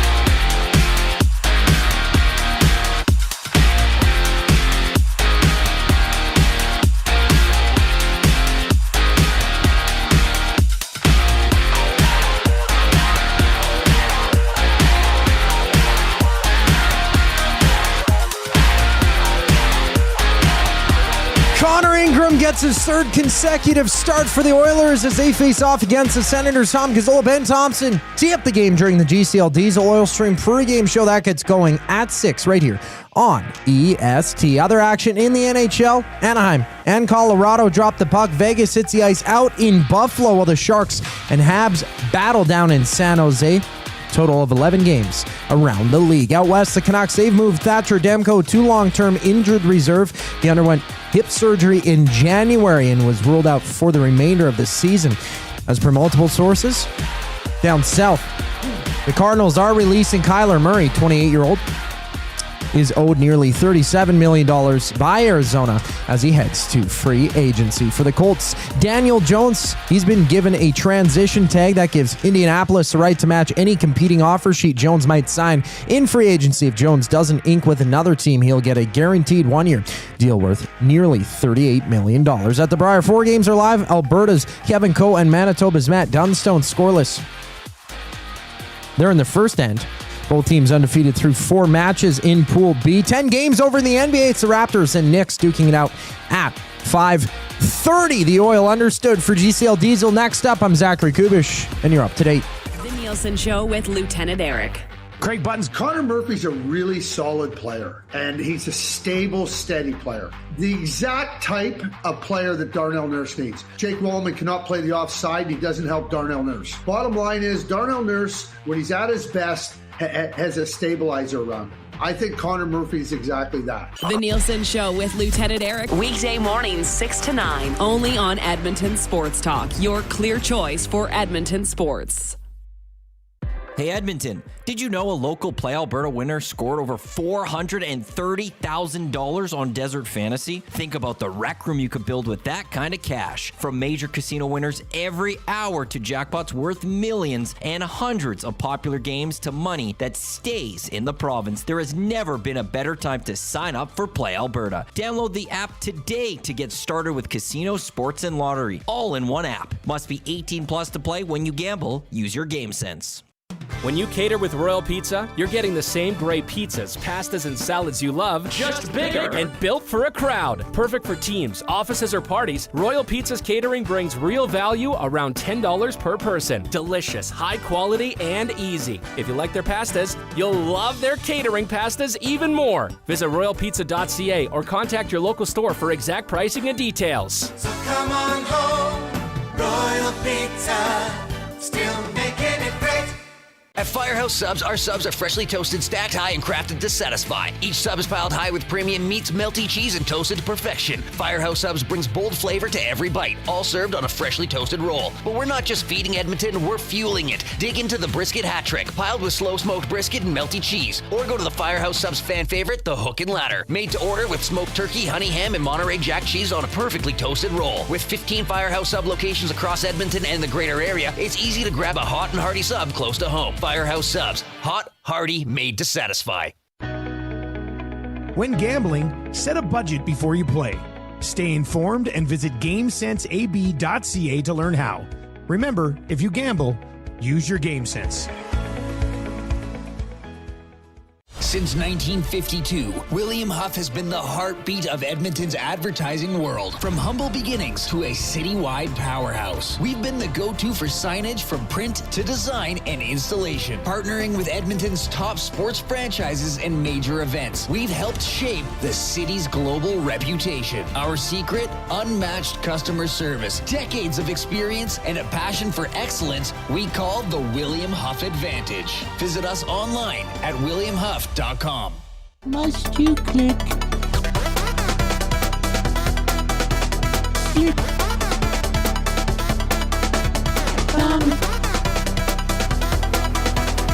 Must you click?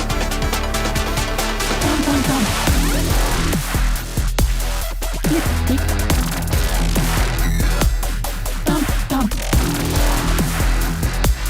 Click, click, click. All right, there's the world-famous Thumb Click remix as put together by Zachary Kubish. We are halfway through the show. We have reached our goal of 100 thumbs up on YouTube. Yeah. Thanks, Paul. Take the rest of the day off. Imagine if we hired Paul Stanley and he just had to do that once per day. But it was at our choosing. So if Dustin wanted it, but he only did one a day. So if Dustin wanted him at 6:15, he does it and he's gone. I'd be pretty rude to make him wait around all day. Well, but sometimes we would need it on our show.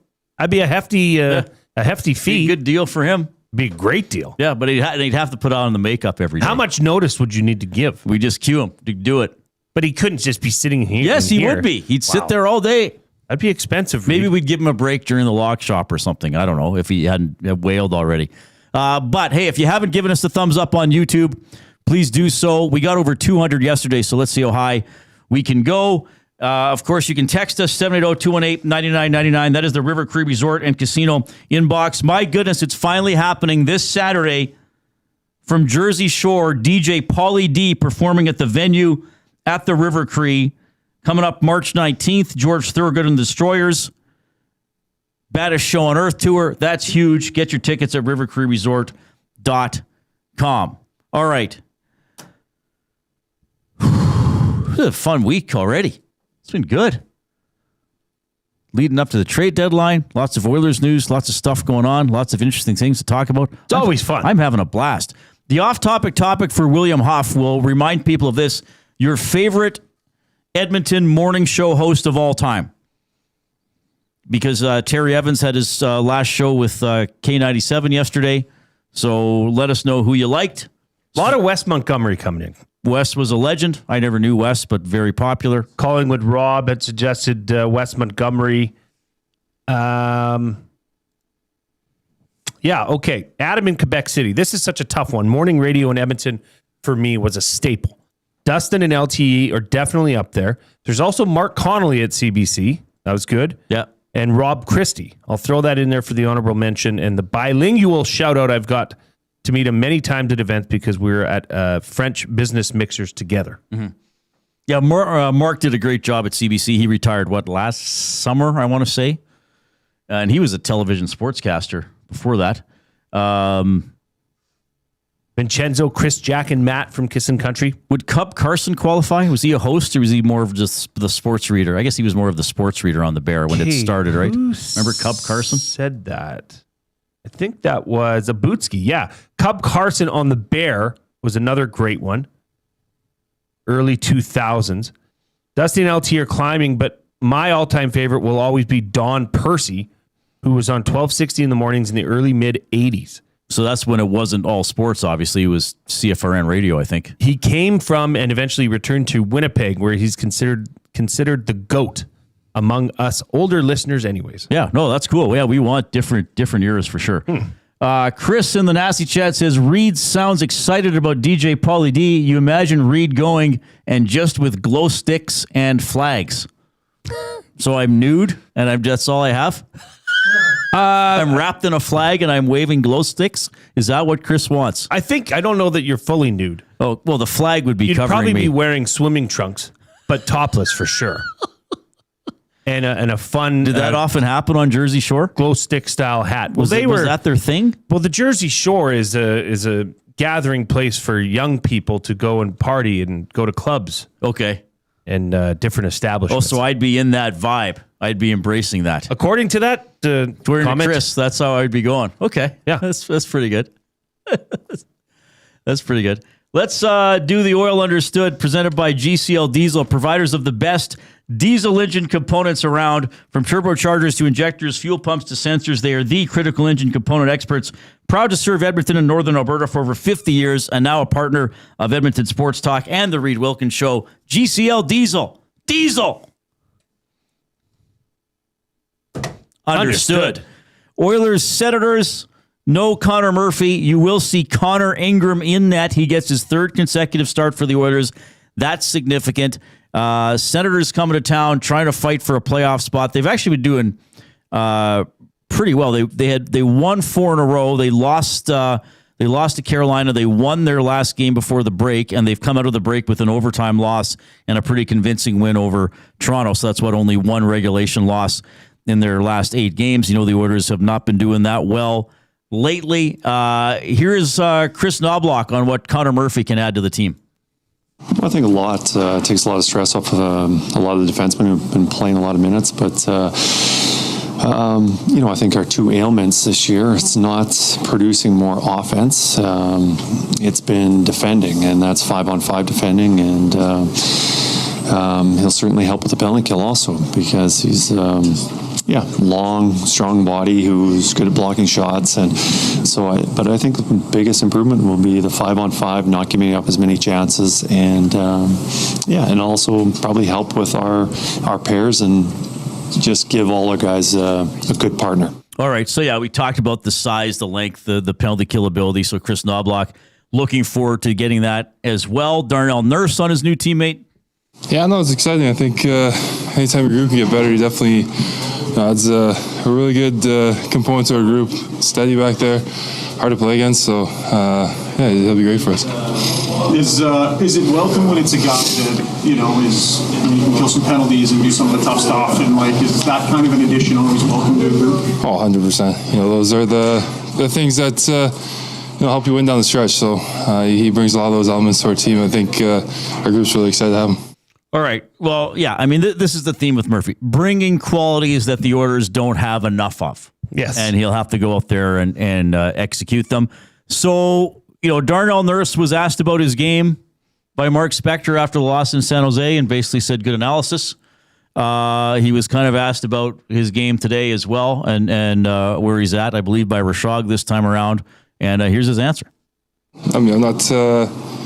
It's 61 games, and I think we're minus 12 and have 20 points. I'm not happy about that at all. With that said, if we're going to reach the goal that we want to reach, you know, I got to step up for sure. And there's a lot of hockey to be played, and I think that's the excitement, the opportunity, and that's the accountability. And who I owe that to is those guys in the room. That's it. No one else, and showing up here each and every day and giving everything I have for each guy in there, and yeah, enjoying it. All right. I think that's a fair answer. Sounds like accountability. I mean, I also don't. I understand that fans are you know get emotional, especially right after games, can be frustrated right after games. A player plays bad. They want to hear the player say he played bad and take responsibility, which is fine. I also don't necessarily want to hear a player spend 4 minutes beating himself up. I almost think that's too far the other way. Mm-hmm. Like, oh God, I'm terrible. Like I've never been so, you know what I mean? Like there's a point where it's like, okay, buddy, like you got to turn the page. Calm down. So I thought that was fair. What Darnell said, he cited his stats and he basically said, I'm not happy with those. 61 games, 20 points, minus 12. He flat out said those aren't good stats. But I think it's also fair. That he says, okay, there's a quarter of the season left, and he didn't specifically say it, plus hopefully playoffs, I think was implied, for him to play better and for a lot of other guys to play better. I don't have a problem with that. I mean, he took accountability, he basically said, here's my stats, they suck. To summarize. And I better turn it around, and I have time to turn it around. You do? I think that's totally fair. And, okay, saying it, though, Reid, is one part of the steps in taking full accountability for your actions. Right. Saying it's one thing.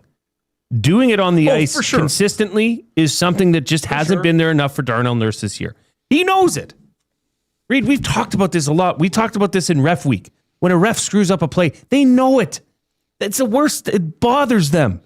It doesn't get out of their mind. It drags them down. Do you not think professional athletes feel that way? When you know every fan and media member in Edmonton is scrutinizing your play because it's just not good enough? It weighs them down. You'd love to have better stats. So, okay, that's great. Now go out and do it. And you know, this is where, once again, we're coming back to the acquisition made yesterday with Connor Murphy.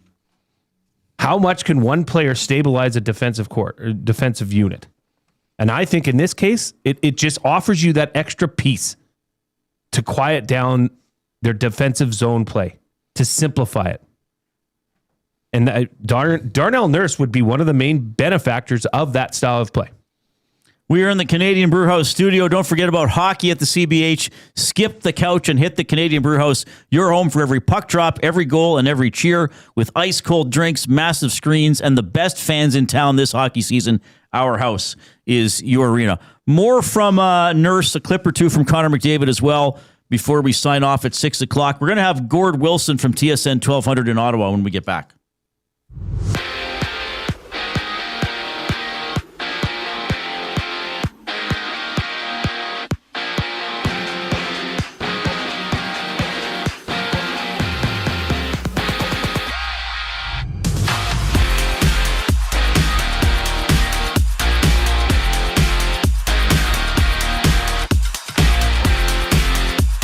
Edmonton's Connor Murphy won't play tonight. Should be available for Friday's game against Carolina. At ice level, Connor Ingram gets his third consecutive start for the Oilers facing off against the Senators. Tom Gazzola, Ben Thompson set the table for the matchup during the GCL Diesel Oil Stream pregame show. Tune in right here on EST with the show starting at 6 o'clock.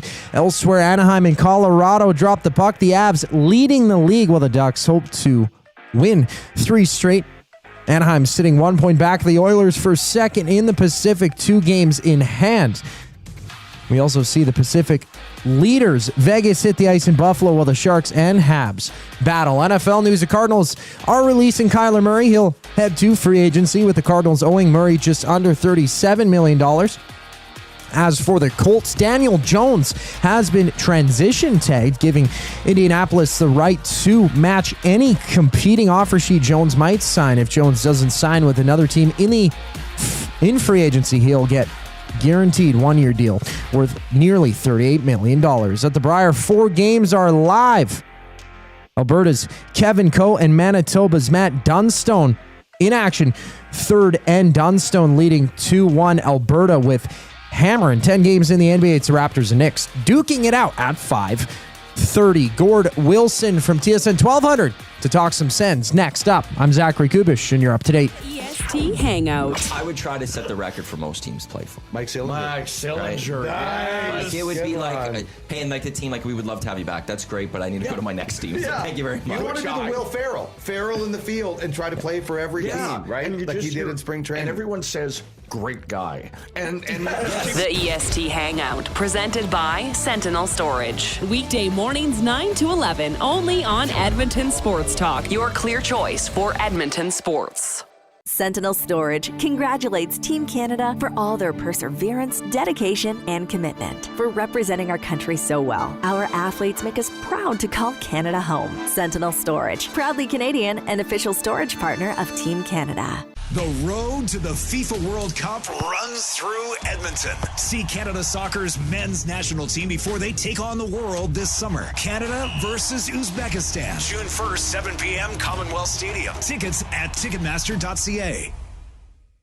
Looking for quality building materials and friendly advice? Visit us at Windsor Plywood Leduc, family owned and locally run since 1993. From interior materials for doors, flooring, baseboards, and all the finishing touches, to all you need for your outdoor projects like cedar lumber for decks and fences, plus all the plywood you'd need. Our full-time on-staff carpenter can help with anything odd-sized or custom, and from domestic hardwoods to exotic selections, we've got you covered. And if we don't have it, we'll track it down for you. Windsor Plywood Leduc. We're the experts you need to know.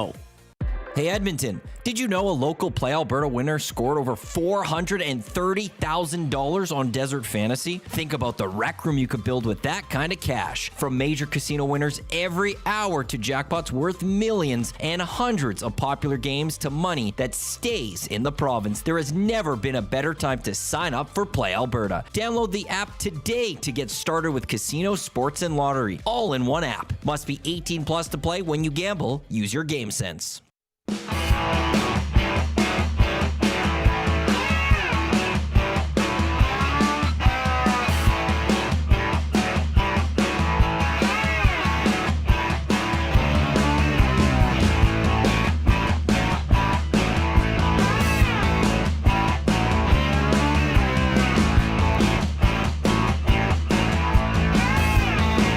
All right, thanks a lot for joining us this afternoon. We got Gourd Wilson from TSN 1200 in Ottawa coming up in about a minute here.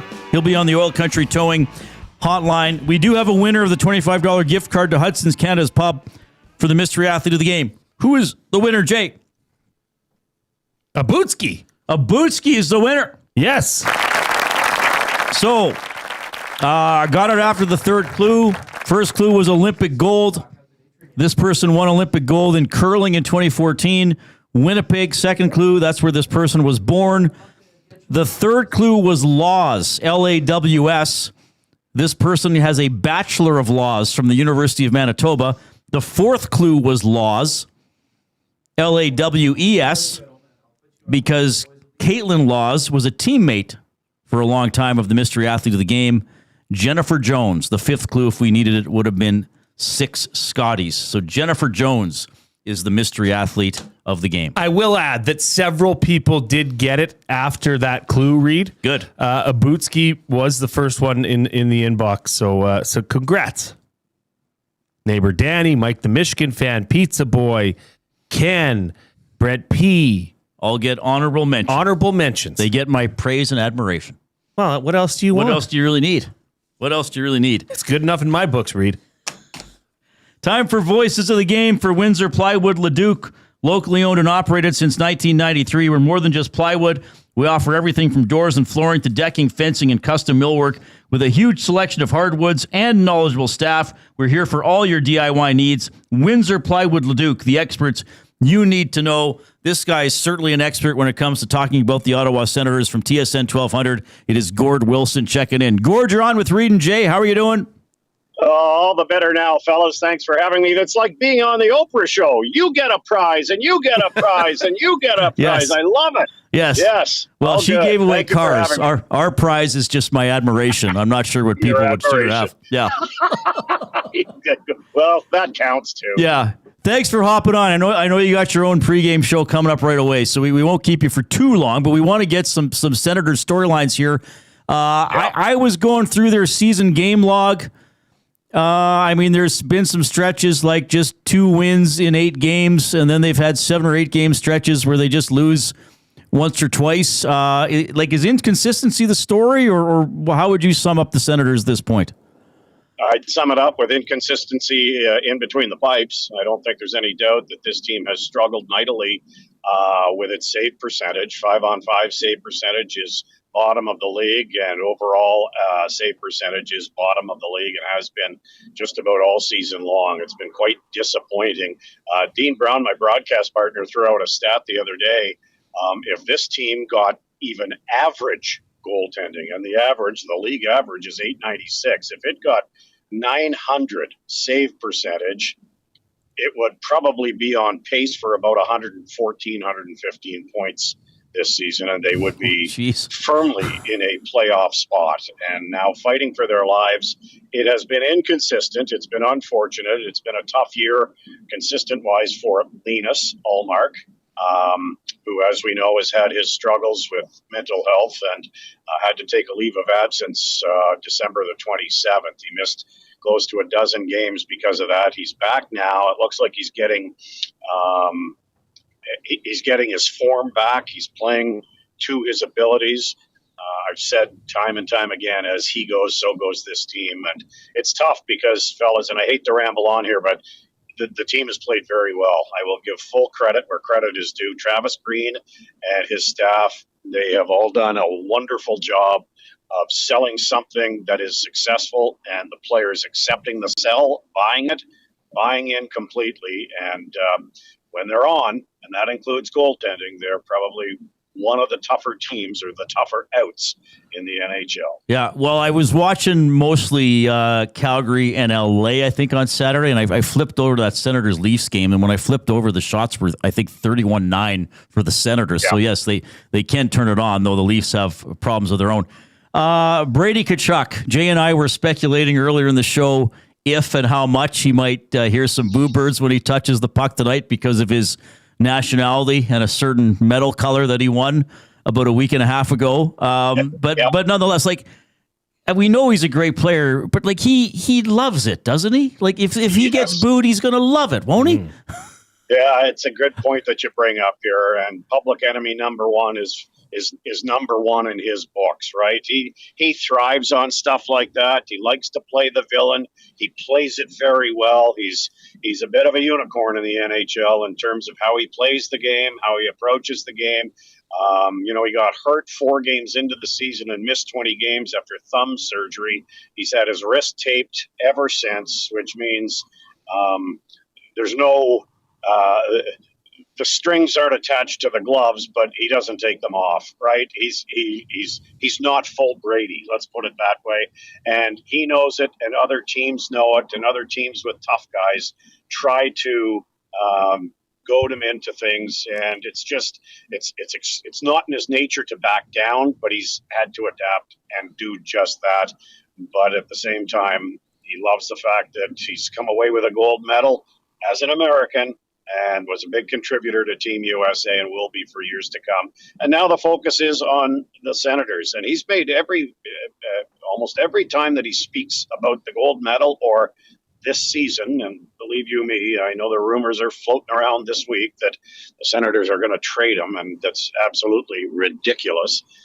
You would never, ever trade a guy like this. It wouldn't last long as a general manager. He's always made a point that he loves Ottawa, wants to stay in Ottawa and help this team win. So we'll see if it can get done a second year in a row. Gourd Wilson of TSN 1200 joining us here on the Reid Wilkins Show for Voices of the Game for Windsor Plywood Leduc. One of the players that doesn't have any anchors attached beside their name when you look at the Ottawa Senators Puckpedia is Drake Batherson, who I've seen in a couple articles that it looks like Ottawa might be interested or willing to move him out, and certainly they would get a haul for it, but he still has another year on this deal. How do you see GM Steve Staios handling this? That's a really good question, and it's going to be an interesting scenario between now and 3 p.m.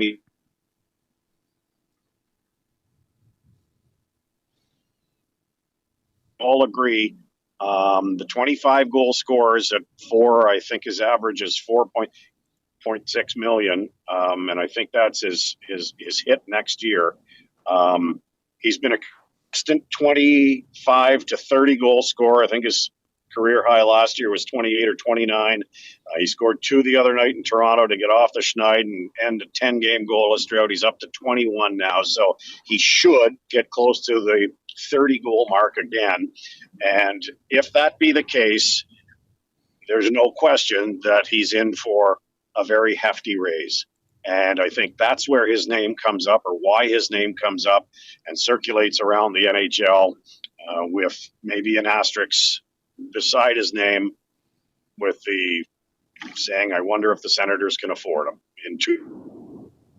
I don't think there's any question. He's at least going to double his salary. Consistently, he can put the puck in the net. Does he go on streaks of slumps? Yep, he does, like most good goal scorers do. But he's got a real good ability, and he's beloved in that locker room and in this community. So it'll be a really interesting scenario here between now and Friday, and then perhaps, if they don't get him to an extension at some point next year, going into next year's trade deadline as well. Yeah, he's a good player. It's been interesting to see him kind of rise and grow over the last few years as well. Quickly, Gord, before I let you go, it's funny you said we don't know what we're going to get from Ottawa's goaltending. We don't know what we're going to get from Edmonton defensively. It's not just the goaltending. I know you don't get to see every Oilers game, but I know you follow the league closely. They're not going to have Murphy in the lineup. Are you sort of like, okay, we're going to know by the first commercial break, 6 minutes in, how many goals there might be tonight? Well, it's interesting that you bring up the defensive side of the game, and I know it's been a struggle for Edmonton, and more particular to the Edmonton fans having to watch them struggle. I can tell you, and I don't see every Edmonton game, but I have seen every minute of Connor Ingram playing against the Ottawa Senators, and this is not good news. It's not. Because it's only 40 minutes. In the 2 starts that he's had, it's 40 minutes of playing time, and he was pulled after the first period in both of those games. And it comes to mind only because Jacques Martin returned to the Senators bench the night that Ottawa was in Salt Lake City, and Ottawa jumped out to a 3-0 lead, and Connor got pulled. They lost the game 4-3, so it was a great coaching move by the Mammoth, the Utah Hockey Club at the time. But Connor got pulled in that one, and last year he got pulled after giving up 4 in the first period. So he's faced 14 Ottawa shots and given up 7 goals. I'm not a good mathematician, but that really doesn't pass the smell test to me. So, yeah, the first TV timeout, whether the team is good defensively or not, may depend on how Connor Ingram is feeling. Yeah, I'm glad. I actually started the show with that stat, and I wanted to revisit it. So I'm glad. No, I'm glad you did that. I'm glad you did that for me, Gord, because I wanted to kind of bring it up every hour, because people are going to be looking at that and saying, "How do you have a 500 save percentage in your career against the team?" Well, you outlined how it happened. Yeah. That's exactly how it happened. Right. So no, I'm thanking you for revisiting that. Okay, I know you got to get on your own show. We love having you. Enjoy the game tonight, Gord. Thank you so much. Oh, my pleasure, fellas. Anytime. Sorry, I'm not in Edmonton. Theater of the Mind. I'm actually driving, and I'm hitting the downtown core right now in lovely Ottawa. Believe you me, I'd much prefer the downtown core in Edmonton this evening. Okay. Cheers, boys. Fair enough. Gourd Wilson, TSN 1200 Ottawa for Windsor Plywood Leduc, the voices of the game. Yeah, so that I want to repeat that because, people will look at the game notes or the career stats, and for Connor Ingram in his career against Ottawa, it says 0-1 with a 12.24 goals against average and a save percentage of .500. December of 2023, he allows 3 goals on 6 shots in the first period. He gets pulled. Arizona rallies to win the game 4-3. So he actually got a no decision. October 22nd, 2024, he plays the first period for Utah, allows 4 goals on 8 shots, gets pulled. The game ends 4-0. So, yeah, 7 goals on 14 shots in his career against Ottawa. Not good. If that repeats itself, the Oilers will lose tonight. Now, I don't think Connor Ingram has like some block against playing Ottawa. I think it's just weird that it turned out that way twice against the same team. But I was like a .500 save percentage. Like at first I thought he must have got put in late in the game and allowed 1 goal on 2 shots. Right. But then I looked into it, I was like, no, it's a couple really poor starts. Not those would not be quality starts.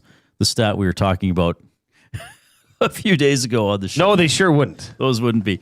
Edmonton Sports Talk is presented by Play Alberta. Why settle for less when you can have it all? Only Play Alberta brings you casino games, live dealers, lottery, instants, and sports betting all in one place. Don't forget to use your game sense. Now, there's an added bonus under EST specials today because I have done my own play. Correct. And it's a 5-leg parlay. Oilers to win, Mammoth to win, Devils to win, Sabres to win, Jets to win. What is it, 21-1? Plus 2,000. Plus 2,000. So, really. It's worth a sprinkle. It's worth $1. Why not? Why not? Worth Pay for 50 lunch. cents, whatever. And what's your play of the day? My play of the day is the Oilers to win outright and over 6.5 goals. Simple. Plus 155. Head over to playalberta.ca. Okay, and I'm looking at the Oilers' schedule, and you said the last time they had a game that was under was January 20th? Correct. So that how many games ago was that? So they played 5 games in February, right? And then that's still 1. So then 6, 7, 8, 9, 10. So 10 games they've gone over. The last game that was under was the 2-1 loss to New Jersey. So the scores in the Oilers game since then: 6-2 loss, 6-5 win, 7-4 win, 4-3 win, 7-3 loss, 5-2 loss, 4-3 loss, 6-5 loss, 8-1 win, 5-4 loss. So you're taking over again. I guess with the way the Oilers can defend and the way Allmark has played goal, perhaps that's another good bet. So long as the Oilers pull out a victory. Oh, and they have to win. They have to win. Over and an Oilers win. So 5-3 Oilers win. Everybody's laughing. Everybody's drinking clear gravy. Everybody's drinking clear gravy. Why would you not do that? Why not? It's the healthiest thing you could possibly Should we get a eat. limerick in? Oh, yeah, let's do it. Okay, this comes in from VR Montenegro. Baby Brady wrapped in Old Glory, hey? Stick him in the groin. Oops. I'm sorry, eh? He's arrogant and slow. Oh, God. Just like Justin Trudeau. If you fight him, you'll get a Laurier. Oh, wow. What bill is Laurier on? Is that the 100?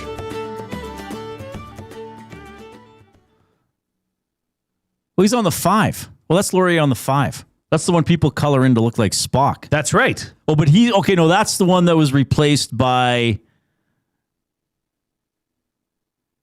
That was the one that was replaced by Terry Fox? Is that not... And I think Laurier was going to... Yeah. I think I might have a 5 in my wallet. The Bank of Canada announced in December 2024 that Laurier will be replaced by Terry Fox for the next generation of $5 notes. No, what do I have here? Is this him? I do have a 5. Yeah, that's him. You know all your prime ministers. Oh, that portrait was drawn and... Reid, I just know cash. The bookbinder probably has a drawing of all the portraits. So Terry Fox is set to is scheduled to replace Laurier on the new $5 note, and reports are suggesting that Laurier, he may get an upgrade. He may get an upgrade to the $50 note. Right. Yeah, it actually says in small. So Laurier's on the 5. The 10 is who? Viola Desmond now? And the 10 goes, it's portrait instead of landscape now, right? When you look at it. This is all the money I have in my... the Terry Fox. This is all the cash I have to my name. Viola Desmond. $15. Yes. Right. And what was her claim to fame again? Was she a suffrage? Canadian civil rights icon and businesswoman. Okay. I don't even know who's on all the money anymore. She is recognized for her 1946 challenge against racial segregation at a movie theater in New Glasgow, Nova Scotia. Oh, interesting. Okay. Well, there you go. What other show is going to teach you about Canadian money? So there's probably some show, the Canadian Money Hour, somewhere. Well, there's probably coin collecting podcasts. This hour has $22. Oh, that's incredible. All right. 780-218-9999 is how you text the River Cree Resort and Casino inbox. So they just announced today, coming up Friday, March 27th, Unified MMA U68. Get your tickets at River Cree Ticketmaster box office. Go to ticketmaster.ca. Tickets starting at $89.25 plus service charge and GST. So this is March 27th. Canada's top mixed martial arts promotion comes back to River Cree Resort and Casino. Pretty cool stuff. All right, 5 o'clock break. More comments from after the Oilers' optional morning skate today. We got buying or selling. We got our words of the day, all in the final hour. 2 guys and a goalie. All right, the Oilers will finish as a wild card team. Hired or fired. They are a wild card team this morning. They would play Colorado if the playoffs started today. The Oilers are? Yes. Hire it. They're a wild card team. Really? Well, they haven't won 3 in a row. Well, they did. Once. Yeah. Cass, wild card team or better? I think you finished 3rd. Yeah, I think I'd say they're still finding their 2 way. guys and a goalie, presented by GS Construction. Tuesday and Thursday afternoons at noon, only on Edmonton Sports Talk, your clear choice for Edmonton sports. Hey Edmonton, did you know a local Play Alberta winner scored over $430,000 on Desert Fantasy? Think about the rec room you could build with that kind of cash. From major casino winners every hour to jackpots worth millions and hundreds of popular games to money that stays in the province, there has never been a better time to sign up for Play Alberta. Download the app today to get started with casino, sports, and lottery, all in one app. Must be 18 plus to play. When you gamble, use your game sense. Real fans don't stroll in at puck drop. They claim territory. They study the screens. They get into their spot, which is why this matters. The Canadian Brewhouse now has happy hour. Brand new. Tons of options. And the good stuff, like our espresso martinis and our cracked pepper and sea salt dry ribs. Monday to Saturday, 2 till 6 p.m. starting at $3.99. That's more than enough reason to come early. New happy hour at the Canadian Brewhouse. If you're serious about game day, we'll see you for happy hour. Get ready for a boot-stomping good time with Gord Bamford. Live in the venue at River Cree Resort and Casino. Gord Bamford, March 20th, presented by River Cree Resort and Casino and CFCW. Tickets at rivercreeresort.com. River Cree Resort and Casino. Excitement. Bet on it. Sentinel Storage congratulates Team Canada for all their perseverance, dedication, and commitment, for representing our country so well. Our athletes make us proud to call Canada home. Sentinel Storage, proudly Canadian and official storage partner of Team Canada. Time for a new career in 2026? Or maybe your kid is still pondering their path. Good news! Weiss Johnson is hiring. It's Dennis, and not only are we hiring for heating and air conditioning, we're also looking for experienced plumbers and gas fitters. With the growth in residential development, there's no shortage of opportunities at Weiss Johnson. Choose your path with us. Learn from one of the industry leaders, and we will grow together. Receive great benefits and school reimbursement as well. Visit weiss-johnson.com today.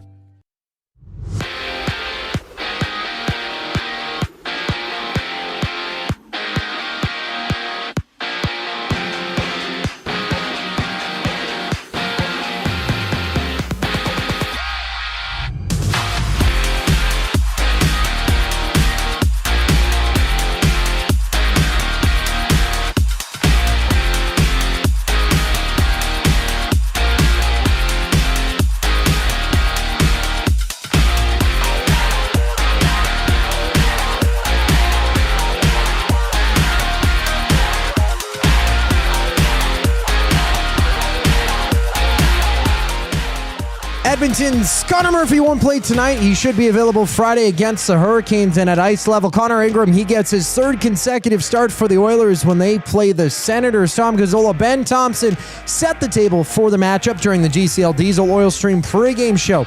Tune in at 6 o'clock right here on EST. Michael Russo, who covers the Minnesota Wild, has reported that the Minnesota Wild have acquired Michael McCarron, sending a second-round pick to the Predators. More information on that to come shortly. NFL news, the Cardinals are releasing Kyler Murray. He's set to hit free agency, with the Cardinals owing Murray just under $37 million for next season. And there's 10 games in the NBA. The Raptors and Knicks duke it out at 5:30. A trio of games just getting started, with the Pistons and Cavs matching up, and the Magic and Wizards throwing down. Over at the Briar, fourth end between Alberta's Kevin Cooey and Manitoba's Matt Dunstone. It's tied at 2 aside. Cooey, the most recent one on the board in the third end, picking up a score, giving Dunstone hammer. They're both undefeated through 4 games in Pool B. I'm Zachary Kubish. That was your sports update. The third and final hour of the Reid Wilkins Show starts right now.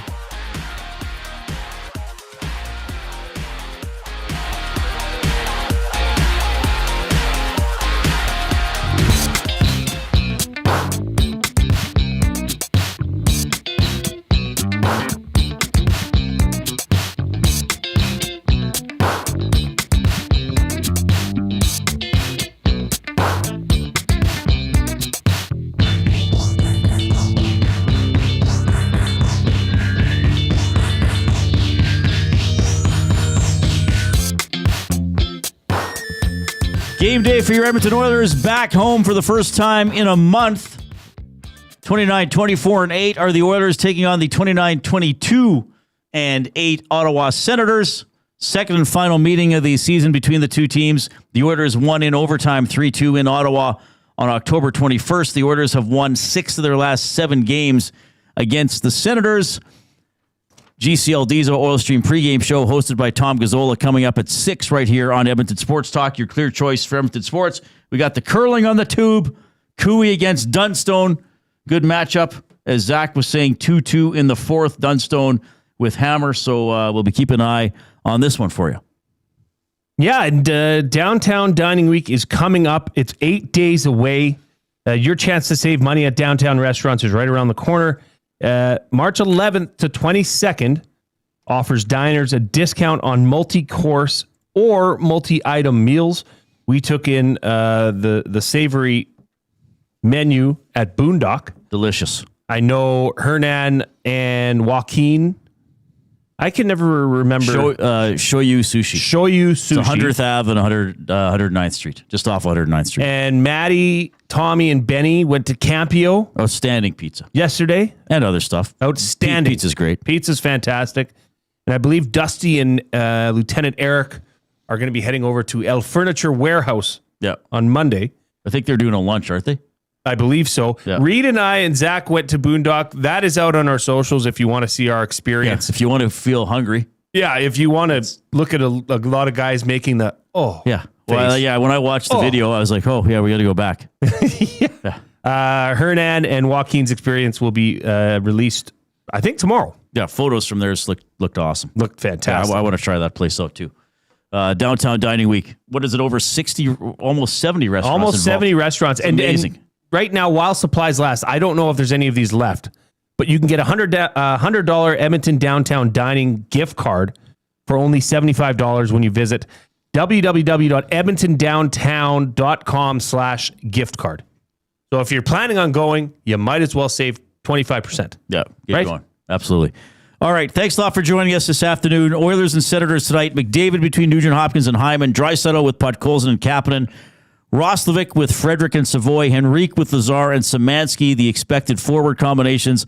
Probably Wallman with Bouchard to start. Ekholm with Stastny. Nurse with Emerson. Ingram in goal.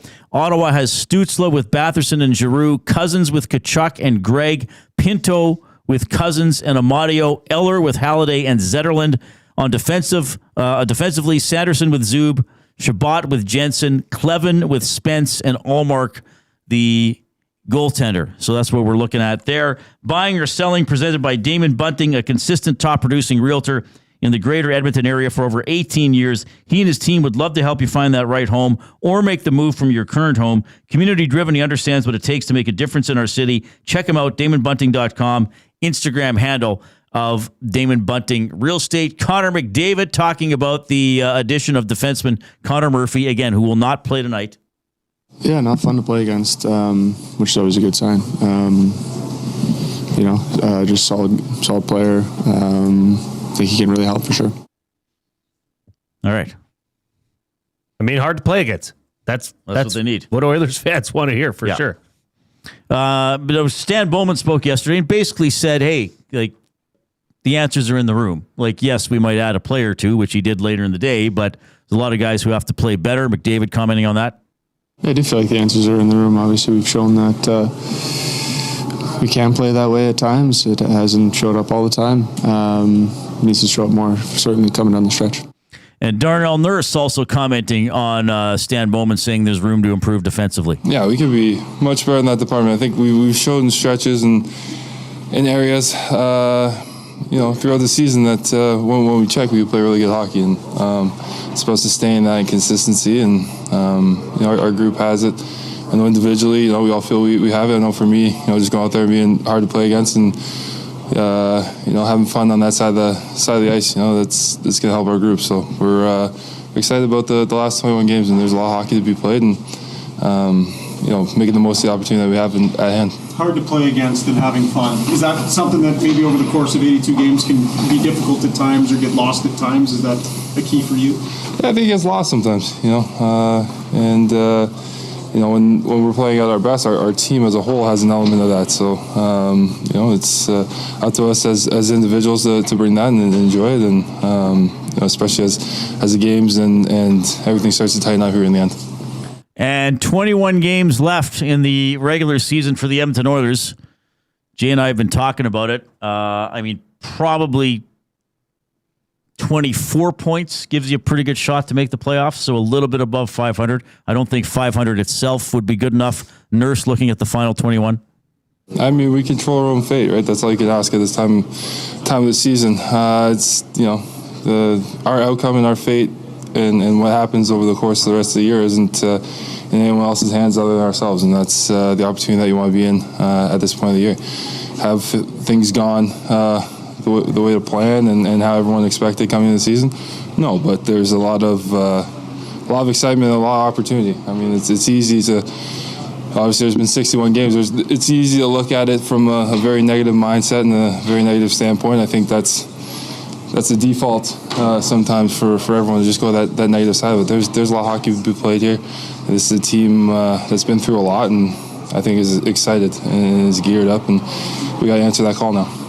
Well, I appreciate Nurse's attitude. There's a 1 quarter of the season left, a significant amount of games. There's time for them to look really, really good as Cooey misses a double, so Dunstone's going to have a draw for 2 to go up 4-2. That was Final Stone, yeah. Dunstone's, yeah. Dunstone will have, a draw for 2 to go up 4-2. So, he's right. And, Penner's Pancakes just put in the... It's a great point. They still have the good old 4-point games. There's it's almost all...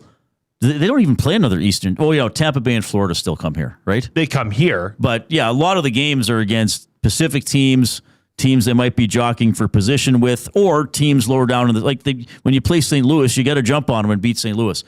So, fair comment. If the Oilers put something together and go, 14-5-2 down the stretch, then you're thinking they're one of the hottest teams going into the playoffs. Here's the old Oilers that we're used to. Fair comment. But we haven't seen that team yet. We haven't. And there's the Senators tonight, Hurricanes here Friday. Well, so there's another East team. Sorry. And then 1, 2, 3, 4, 5, 6 in a row that are 4-point games. Then there's a bit of a reprieve with Tampa Bay and Florida coming to town. And then look at this to end the season. 1, 2, 3, 4, 5, 6, 7, 8, 9, 10, 11 games in a row to end the season that are all All 4-point games. And what, 2 against the Sharks in there, 1 against LA, I think. 2 against the Sharks, 2 against Utah. Oh, yeah, 2 Utah's right in the mix now, yeah. 2 against Vegas. Who optimistically, the Oilers are probably saying, we can catch them. Yeah, so that is a good way of perspective to look at it, Reid, is there still is over one quarter, before tonight's game, there's still over one quarter of the season left. Mm-hmm. So if the Oilers can get it together and do something, I won't even say special, but do something better than what they've been doing this year, right? Then they should be in a good position.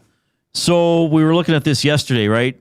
So there's 42 points available. Let's say they get 60% of their points. That'd be 25 points. Then you get to 91. That probably gets you in. That might even get you second or third in the division, depending on who you beat. It's just a matter of going out there and doing it. I mean, we're making it sound like they're... Well, I mean, San Jose has 3 games in hand. The points percentage is 541 Edmonton, 534 San Jose. That's not much difference. Mm-hmm. And if you lose tonight, then you're going to be behind the Sharks in terms of points percentage. But you could also argue, well, they're 4 points behind Vegas that isn't exactly lighting it up. I mean, Anaheim's the hottest team in the Pacific Division right now. Second hottest team in the West. Dallas has won 9 in a row. So the opportunity is there. We'll see what other trades they make. I do think there'll be other trades. I don't know how significant they're going to be. I mean, I know there's a speculation that they might do something big. Like, I see these posts on social media. It's like, Oilers might make a big deal, and they show Nurse's picture. Again, Nurse has a no-move clause. I don't think he's ever shown any indication of wanting to leave Edmonton. What do you think of this? Brent P. sends this into the River Cree Resort and Casino inbox at 780-218-9999. In quotes, he writes, "The answer is in the room." He says, "I've heard that phrase for the last 5 years." Yeah, I mean, Holland said it at one point. I think when Holland fired Tippett, I think he said the answer's in the room to play better, but he had to change the coach, I think. I know that's a little frustrating. And it's a bit of a broken record conversation, because what is the Oilers' bugaboo? They can't defend, can't check, can't lock it down, play impatient hockey. And then it's like they go to the final 2 years in a row, and it's like, oh, mature team. Now they know what to do. And through this whole year, we've been saying, oh, they look like a team that they don't know what to do. Surprised? Well, and, everybody wants to change the coach. Well, in this stretch of making the playoffs 6 consecutive years, have they not had, 3 head coaches? Tippett, Woodcroft, Knoblauch. Mm-hmm. So even in a stretch, like, this isn't the decade of darkness where it's like, well, you got to change the coach every year or two because you're finishing last. They're a perennial playoff team, and you're still changing the coach on average every 2 years. Well, because these things pop up, and it's like, well, they can't play defense. We need someone to get them to play defense. To be fair, I believe, isn't Knoblauch in the top 10 of most tenured coaches in the NHL now? Well, true. It's a position with it's a job with a lot of turnover. Yes. around the NHL. But you'd think the more successful teams would need to change coaches less often. I mean, look how long Cooper's been there with Tampa Bay. Sullivan was in Pittsburgh a long time. He's not there anymore. But yeah, you're right. It's not a job with a lot of longevity in general. Do you think the Oilers are done? Like, I know you. No, I think they'll try to add someone for the third line. But I mean, like, let's just talk about the elephant in the room. Is there an eye-popping trade? I don't think so. Right, but Mangiapane's got to move on from. But is that an eye-popping trade? No, but that's a move. Sure. And what comes the other way, I'm not sure. I mean, the guy was just on waivers. And you thought, okay, maybe that's the way of the Oilers getting around his no movement clause. He's okay, we'll put you on the waivers, and then they can get you for nothing in return. Right. But that's by all accounts has to happen. Mangiapane, I guess, played just a shift today for the Condors because you have to play the game to be called back up if the Oilers ever want to do that.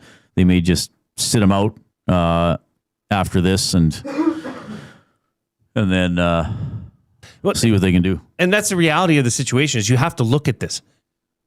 Unfortunately, Mangiapane is of no value to anybody right now. Right. But he carries a $3 million or $3.6 million hit. Mm-hmm. You're going to have to try and literally give him away. Yeah. And you can't retain. Can you? No, you wouldn't want to. Chad in the nasty chat says, seems like something always happens that nobody expects. Yeah, that's true. I mean, like Ekholm to the Oilers, what is that, 3 years ago now? That wasn't really on the radar. True. There was a lot of talk about maybe Erik Karlsson coming to the Oilers at that time. Well, Connor Murphy wasn't on the radar. No, we weren't talking a lot about him. Connor Murphy was on the trade boards. Yeah. There's a lot more about OEL possibly coming to the Oilers, which I think probably a better fit here for the Oilers to get Murphy. So, yeah, that's right, Chad. There could be something where it's like, oh, wow, I did not see that happening. So, yeah, Wallman. Yeah, Chad says Wallman. That's a good point. And Wallman, how far in advance of the trade deadline was Wallman? Wasn't it a few days? It wasn't day of, was it? I thought it was day of. Was it day of? Okay. Ekholm was definitely 4 or 5 days beforehand, if I remember correctly. So what would be, so we're at, like Chad says, what would be an unexpected trade that you could expect? Well, I mean, if they flipped Jari for a different goaltender, that would be very surprising. If Nurse actually got traded, that would be shocking. That would be stunning. Because this player basically has to say, yeah, you know what, I want out. I wear a letter, I play with two of my best friends, but I'm ready to go. Like, to me, that would be stunning. And yeah, you'd have to waive the no move. So, yeah. No, Wallman's in the final year of his deal, right? His new contract doesn't start till next year. Correct. Let's see. Wallman, yeah, he's at 3.4 right now. Next year will be 7 mil. Does he currently have a no move? Yes. Okay, he does on the current one too. Yes. All right. The only Oilers defensemen that don't are Evan Bouchard, Ty Emberson, and Spencer Stastny. Right. Well, Ekholm, right? Because the only thing attached to his deal right now is the 4% retention by Nashville. Oh, right. Yeah, Ekholm's no move doesn't kick in until next year. I still think that would be surprising. I would be surprised. That would be a majorly unexpected move. Especially if the Oilers flipped Ekholm right now. Especially given else. his term. Right. He's 35 right now. I mean, he'd be 39 at the end of that deal. Right. Spency 5 Cents says Wallman has 1 hit in 15 games since returning from injury. I did not know that stat, but yeah, he's got to get more physical for sure. Penner's Pancake says, I have a gut feeling Kirby Dach will be the 3C. Not overly sure I like it because of his injury history, but he is an RFA and only 3.3.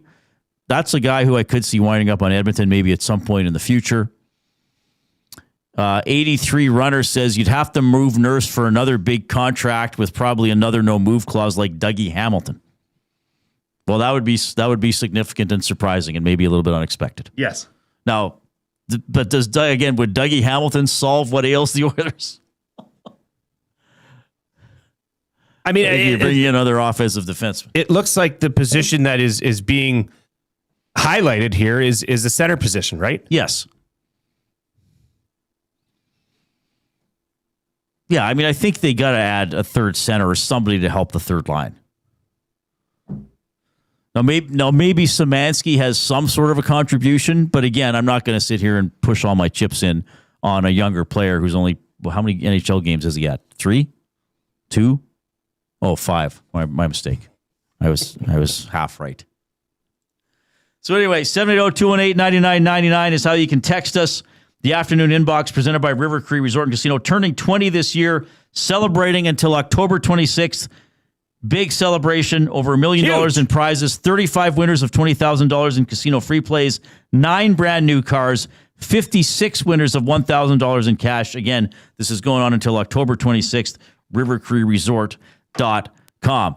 Okay, we got the Coob with a sports update. More to tee up the Oilers and the Senators. Words of the day also still ahead. If you are watching us on YouTube and you have not clicked the thumbs up button, please do so. Let's see how high we can go. Here's the coop.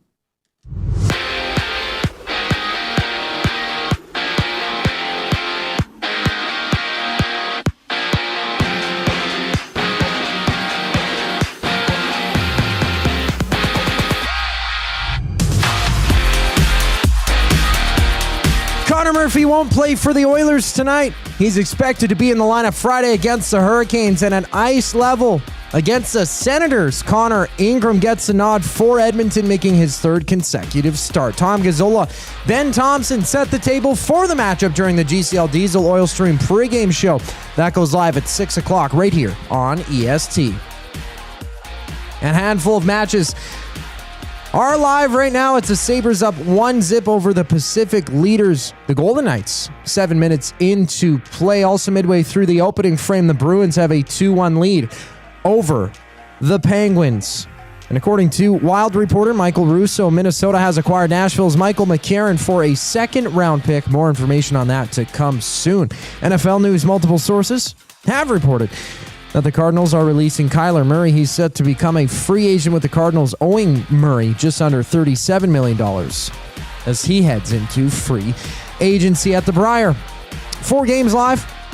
Alberta's Kevin Cooey trailing Manitoba's Matt Dunstone 4-2 in the 5th. Dunstone scoring twice in the 4th. Cooey with hammer, having both teams undefeated through 4 matches in Pool B. And it's the Raptors.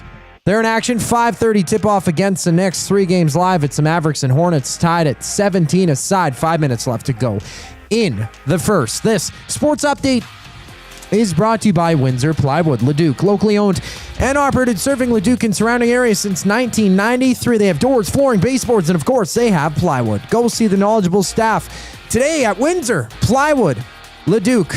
More Oilers Senators preview after the break. I'm Zachary Kubish, keeping you up to date. The Oil Stream. Their deadline cap space projected at $12,009. Projected playoff cap space, $1,963,334. This is shaping up to be maybe not a great season. That's sort of where I've been looking, for a while. And even at the beginning of the season, I think I had them at 96 or 97 points. The Oil Stream, presented by Boston Pizza. Monday, Wednesday, and Friday afternoons at noon. Only on Edmonton Sports Talk. Your clear choice for Edmonton sports. Sentinel Storage congratulates Team Canada for all their perseverance, dedication, and commitment. For representing our country so well, our athletes make us proud to call Canada home. Sentinel Storage, proudly Canadian and official storage partner of Team Canada.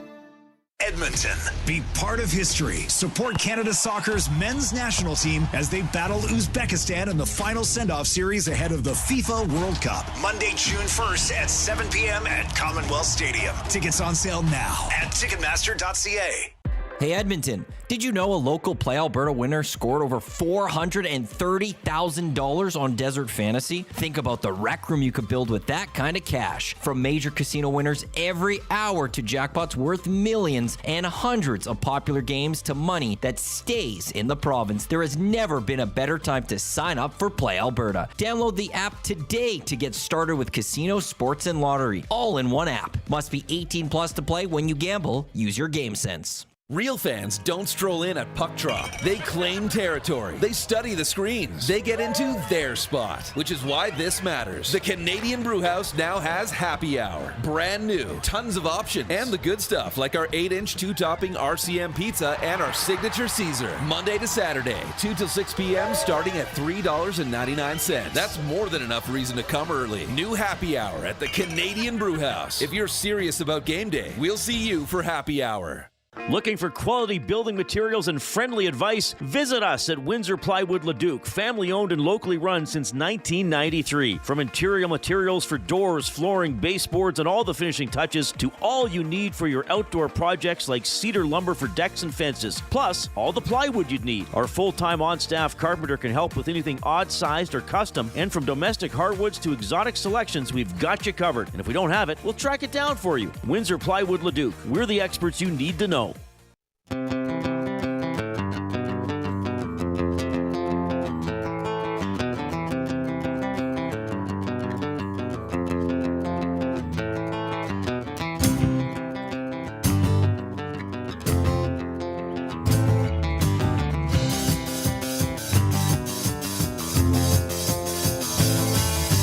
We got a game at Rogers Place. Oilers game. Haven't said that for a while. Wilkins, of course, have been playing there. Senators tonight at 7.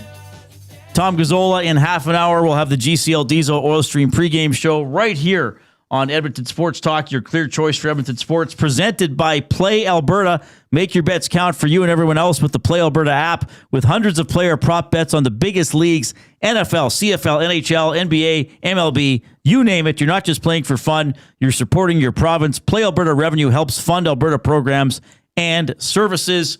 So Jay's play of the day is for the Oilers to win and the game to be over 6.5 goals. That was it? Oilers win over 6.5 goals, boosted to plus 155. All right. And Reid's Seize the Day parlay is for the following. Now, I don't think you can bet on mine anymore because the games have started. Oh, good question. Let me just... no, because you are correct. Utah and Washington have started. And the Devils are already up 1-0 on the Panthers. I got the edge there. So mine was the Devils to beat the Panthers, Utah to beat Washington, the Oilers to beat the Senators, Buffalo to beat Vegas. Buffalo's already up 1-0, and the Jets to win at home against Chicago. Dallas is in Calgary tonight at 7. Dallas going for what? Their 10th win in a row? 10 in a row. 10 in a row. Canadian Sharks a little bit later on. That's an 8 o'clock game, so the Oilers fans should want the Habs to win that one, correct? Avalanche Ducks. You want the Avalanche to win if you're an Oilers fan. Lightning Wild. I guess that one really doesn't affect Edmonton. Well, it doesn't. It doesn't. No. Facts. Yeah. Got a goofy limerick. Do it. This one, I do have to give credit to Grumpy Cat. He wanted a prime ministerial limerick? Yes. Okay. Making decisions like Diefenbaker. Diefenbacher. No, it was Diefenbaker. Well, his name's Diefenbaker. I know. Well, okay. Making decisions like Diefenbaker. Should we seek advice a la Turner? Looking like me and Bowman is thinking, need a 3C like Tupper. That's pretty good. I'm not necessarily Eminem, where I can bend words appropriately. Right. But he does add this in the fall in the description after the limerick. Diefenbaker canceled the Avro Aero program. Okay, so making decisions. Right. Turner is not born in Canada, one of 2 prime ministers. And he says Canada lost the Olympics to outside advice. So should we seek advice a la Turner? Meehan's second term came from the King Bing affair. Right. A constitutional crisis situation. And Tupper is the oldest PM to take office. Alluding to a veteran 3 center. Veteran 3C. Good job. Yeah, that's really good. I did not know that Tupper was the oldest prime minister ever to take office. Now you do, Reid. Do you think even when you were a kid and you studied them, you could have named all the Canadian prime ministers? Didn't we have to learn them at one point in school? I can't remember. Oh, I'm sure we did. Oh, I'm glad I didn't have to. John A. Macdonald, Pierre Trudeau, and the current prime minister was about it. I'm not really that. If it, okay, I'll just say I don't care. If I care, I would know and remember. You'd memorize them. But I don't care. Well, it's a bit more alarming though. For my schooling, I felt like I learned more about the American presidents than I did our own prime ministers, especially. I wouldn't say that in my education. No way. I don't know what school There's you way went more to, Canadian stuff. Harry Ainley, I think you were just watching the news. So I think you were just watching American cable news, Coop. Okay, yeah, so it goes Carney, Trudeau, Harper, Paul Martin, Chrétien, Kim Campbell. For what? Last 10 prime ministers. Oh, sorry. Mulrooney, John Turner, Pierre Trudeau. You missed. Oh, okay, yeah. And then Joe Clark was in between Pierre Trudeau. Yeah. Huh. They didn't have color pictures in the 80s. Yeah. Why is John Turner's photo in black and white? That's hilarious. Okay, so what was when was Tupper?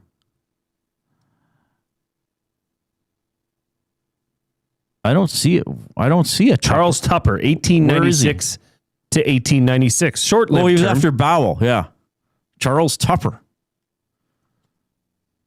He was an appointment. Oh wow, what a history our country has had. All right, I could just spend all day talking about prime ministers. We won't though. Don't worry. If you're taking us in.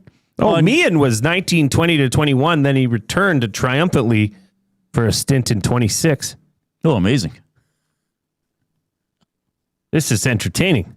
It is interesting when you look back and you realize how many things were named after former prime ministers.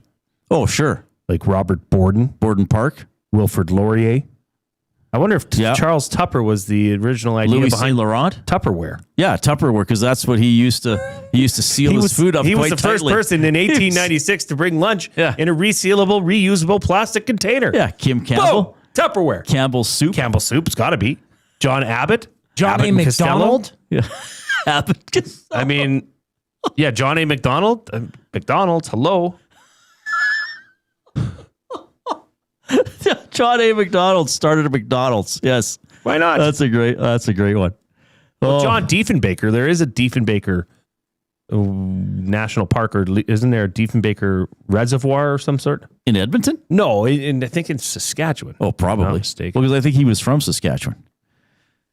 Oh, my goodness. All right. 780-218-9999 is how you text us, the River Cree Resort and Casino inbox, as we are coming to you from the Canadian Brewhouse studio.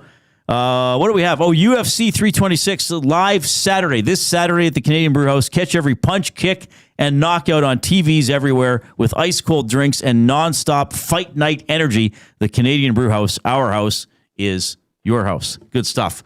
Oilers and Senators coming up at 7 o'clock. Ingram in net, so he'll get a chance to recover from the loss to the San Jose Sharks. His stats with the Oilers, he's 7-6-1, 2.75 goals against average, .894 save percentage. So, you'd like that to be a little better. Allmark stats this season, Gourd Wilson was on talking about Ottawa's goaltending has been quite poor. Allmark's one-loss record is pretty good, 17-8-6, 2.80 goals against average, but his save percentage is .885. So that tells me, he doesn't always face a lot of shots, but he hasn't been great. James Reimer is Ottawa's backup. He's only played 7 games this season. He has an .870 save percentage. And what did Gord say? They're last in save percentage. Yeah. So hopefully the Oilers can take advantage of that tonight and limit the chances against. If you're out watching us on YouTube this afternoon and you have not done so already, click the thumbs up button. We are over 100.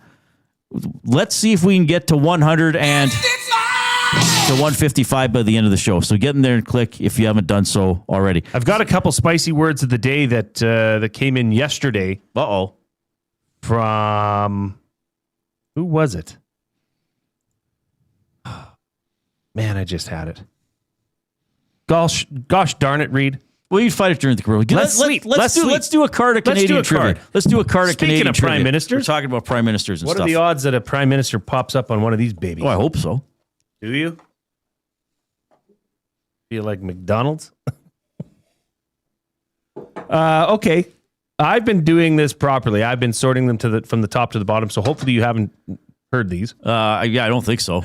Who won a gold medal in the men's 200-meter sprint at the Summer Olympic? We did this one. Okay, so somebody's not doing it. Somebody's not doing it properly. Top to the bottom, folks. If you touch this box, it's top to the bottom. Well, Trev was asking questions of people. Trev. And yeah. Well, there should probably be rules for that somewhere so people know, Jay. Well, it's just called common life, sense.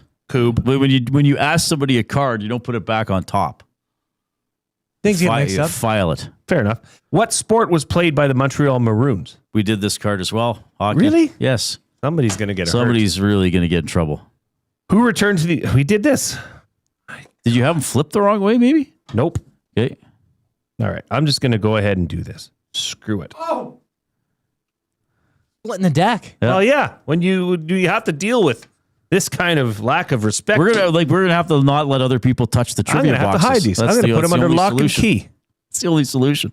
Who was the first NHLer to score 500 career goals? Who was the first one to get 500? Maurice Richard? What short-lived political party did Mel Hertig organize? Oh, I think, what was it called? Was it the Canadian Alliance? No. The Reform Party. National Party. Oh, okay. I didn't know that. What band's hit songs include New World Man, Roll the Bones, and Limelight? Rush. Canadian actress Sandra Oh played the role of Dr. Christina Yang on what TV series? Oh, Killing Eve? Grey's Anatomy. Oh, crap. I should have known that. What color is a polar bear's skin? Oh. I know this one. I will say pink. Coob? Black. What'd you say? Black. Black. Really? Yeah. Black skin under the white fur. I did not know that. Who would have thought? I only got 2 on that card. I feel shame. Do one more. You can do one more quick, sure. Who won a gold medal in the 100-meter sprint at the 1996 Summer Olympics in Atlanta? Donovan Bailey. What U.S. president was taped recorded saying, "I've got to handle my Canadian friend, that blankety blank Trudeau"? Richard Nixon. What song did Hagood Hardy originally write for Salada tea commercial?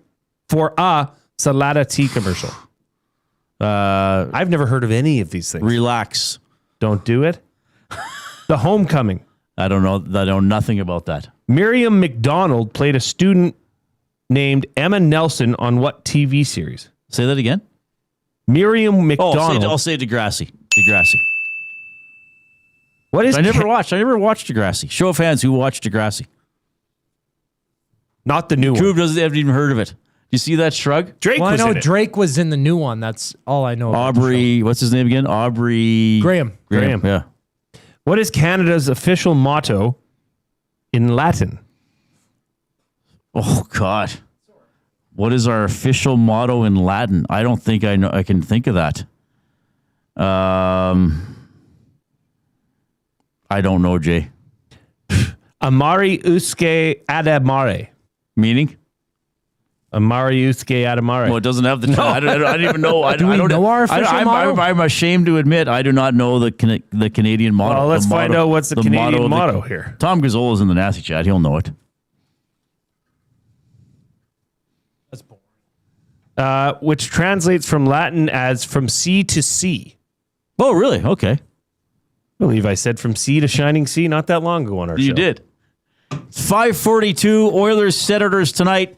Final tee up for that game before we hand it off to Tom, plus words of the day. All ahead.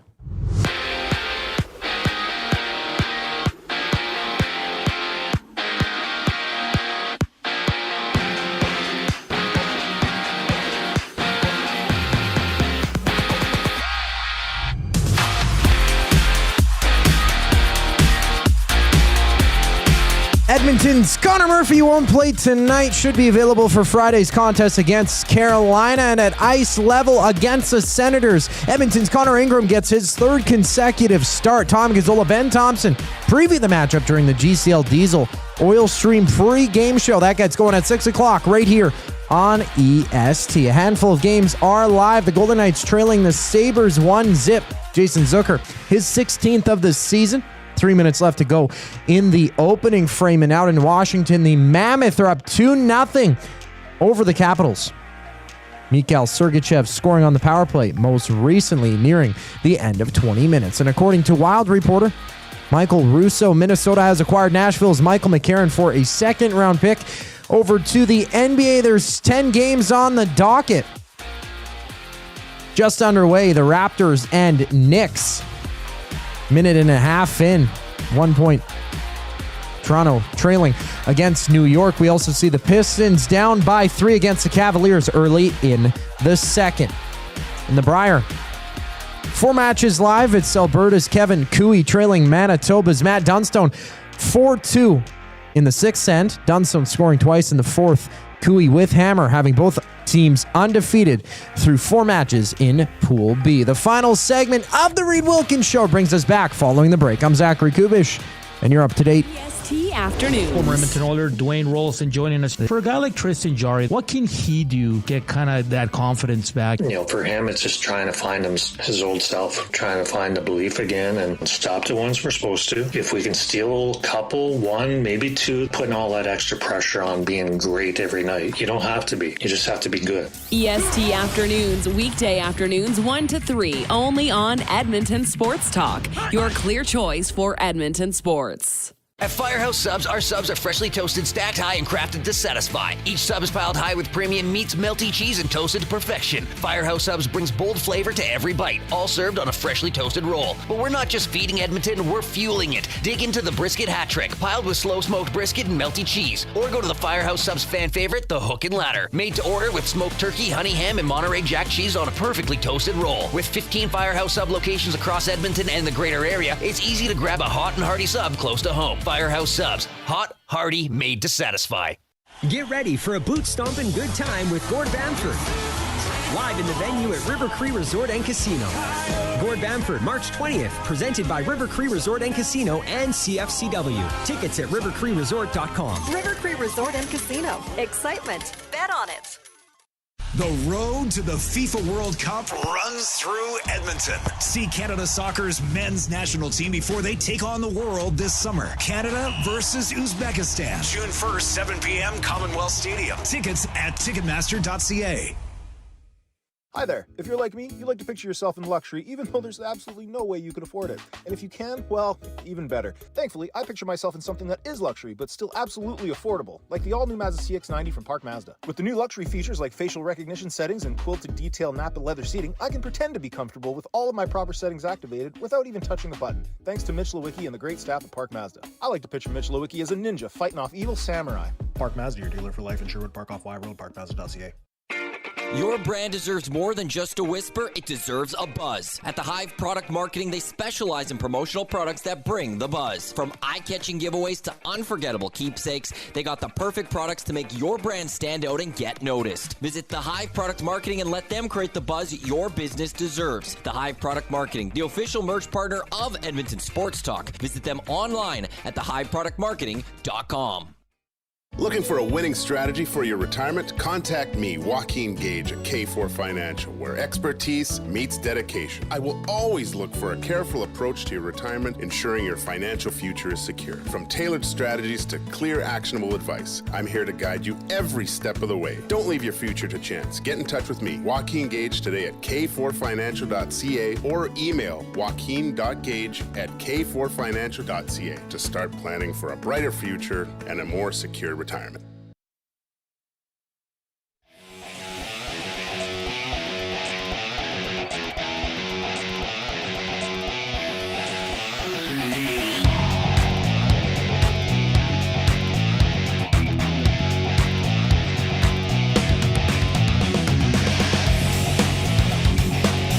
All right, thanks a lot for joining us this afternoon. I always give the special team stats for the Oilers and their opponent. This is interesting, Jay. The Oilers are still first in the NHL in the power play, 32.3%. The Senators' PK is 30th. Third last, 73.1%. Advantage Oilers. Oh? The Senators' power play is 8th in the NHL, 23.6%. Edmonton's PK, 26th, 76.9%. So could be very, very costly to take a penalty tonight if that holds true to form. I guess you'd say the Oilers would have a slight advantage, but still, it's good power plays against. Well, maybe you want PKs. to go over to Play Alberta and explore some power play points. Well, why not? What's stopping you? What's stopping you, man? All right, so that's the story going into tonight's game. No Connor Murphy for the Oilers. He's probably in Edmonton by now, but he will wear number 5. He'll debut Friday after the trade deadline when the Oilers take on the Carolina Hurricanes. So we're going to have a shot here, or is there still one stone each left? Oh, no. Cooey's got the last shot in the 6th, trailing Dunstone 4-2. Now, can he get 2 here, Jay? Ooh, that's going to be tough. Oh, what's he got to do? Come around the outside? Yeah, because But he can't. He can't do that without much speed. He just needs to bump that thing out. Who's shot right now? Or is he going to try hit the gap? Oh, Cooey's shot, isn't he? Is it the existing yellow shot? I need the overhead here. I believe it is, Reid. Yes, it is. You can see it right there. So he needs 2. So he just needs to draw then. Doesn't he just need to draw the button? Oh, I don't know, Jay. I think yellow is shot. So he has one. Cooey and Dunstone both have a rock in the 8-foot. Cooey's is kind of at 2 o'clock, looking at the aerial view, and Dunstone's is kind of at 9 o'clock. So I think Cooey's was shot though. It looks like he's just drawing. Isn't it's he? Still a tough draw because he's got a port there, but with the ice they're giving here, what kind of turn are you going to push? Though? Or is he going to come and kind of freeze to his own? But then if he bumps his own, he can't touch his own. We don't have a good record of predicting shots. Okay, we'll take people through this shot. We love watching the curling. Yeah, so Jay and I just gave you 3 or 4 possibilities. You probably won't do it. No, that's a lot of weight here, isn't it? No, that's draw weight. So he's coming. Oof. He's on the center line now. What's going on? He's coming down this way. Oh, is he going after the red? Yes, he's. Look at this. Oh, through 2 guards, and he's bumping the red back. Oh, baby. Now it's too yellow. Yeah. Isn't that what Vic Router says? Oh, baby. So 2-2 after 6. Great shot by Cooey.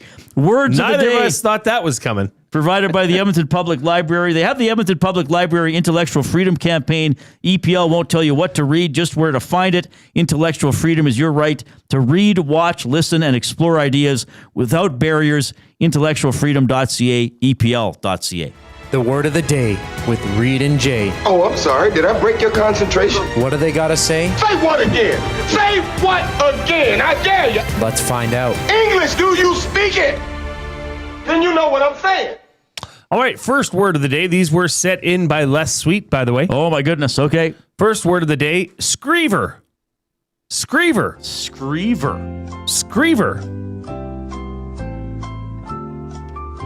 I've never heard of this word. Well, I'm just going to go with my first instinct with the spelling. That's what you tell me to do, right? Yes. Screaver. Screever. Wrong. Is it 2 E's? What was that? Was it 2 E's? So it's Screever. Correct. Which is the other option that I wrote down, so I picked the wrong one. What is a screever? I don't know. I'll need a sentence here. I'm just sacrificing points left and right, Jay. The old screever sat on the pavement, his hands stained with chalk, as he added the finishing touches to a portrait of the Queen.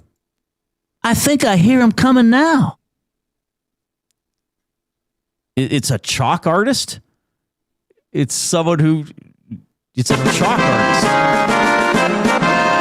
Someone who does chalk drawings on the ground? Yeah, the actual definition, a screever is a person who draws pictures on sidewalks with chalk. Wow. Typically to earn money from passerby. I never knew there was a name for that. Think we have an office screever? That's fascinating. LTE would probably be the closest. Yeah. I could see him being a screever. That's a good one. So that's a weak half point in my estimation, but I'll take it. Well, that's a good word. Yes, it is a good word. Now if you see a kid drawing something on a sidewalk, you'd be like, oh, doing some screeving. You got a future as a screever there, all right, young girls one. outside. And the parents are like, get away from our children. Time to do some screeving. What'd you say? Second word of the day, Temesis. Oh my God. Temesis.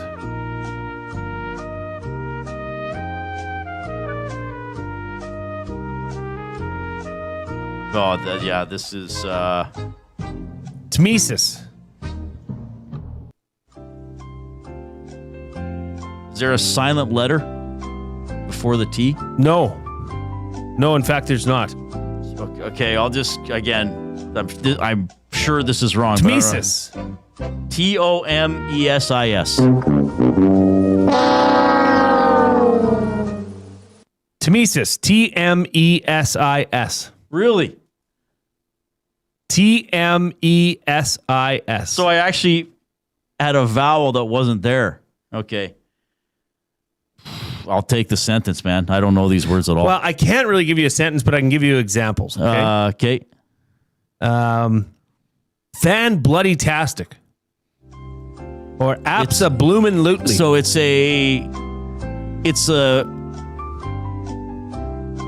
it a word that substitutes for a swear word? No. Is it a combination of two? Not a combination of two phrases?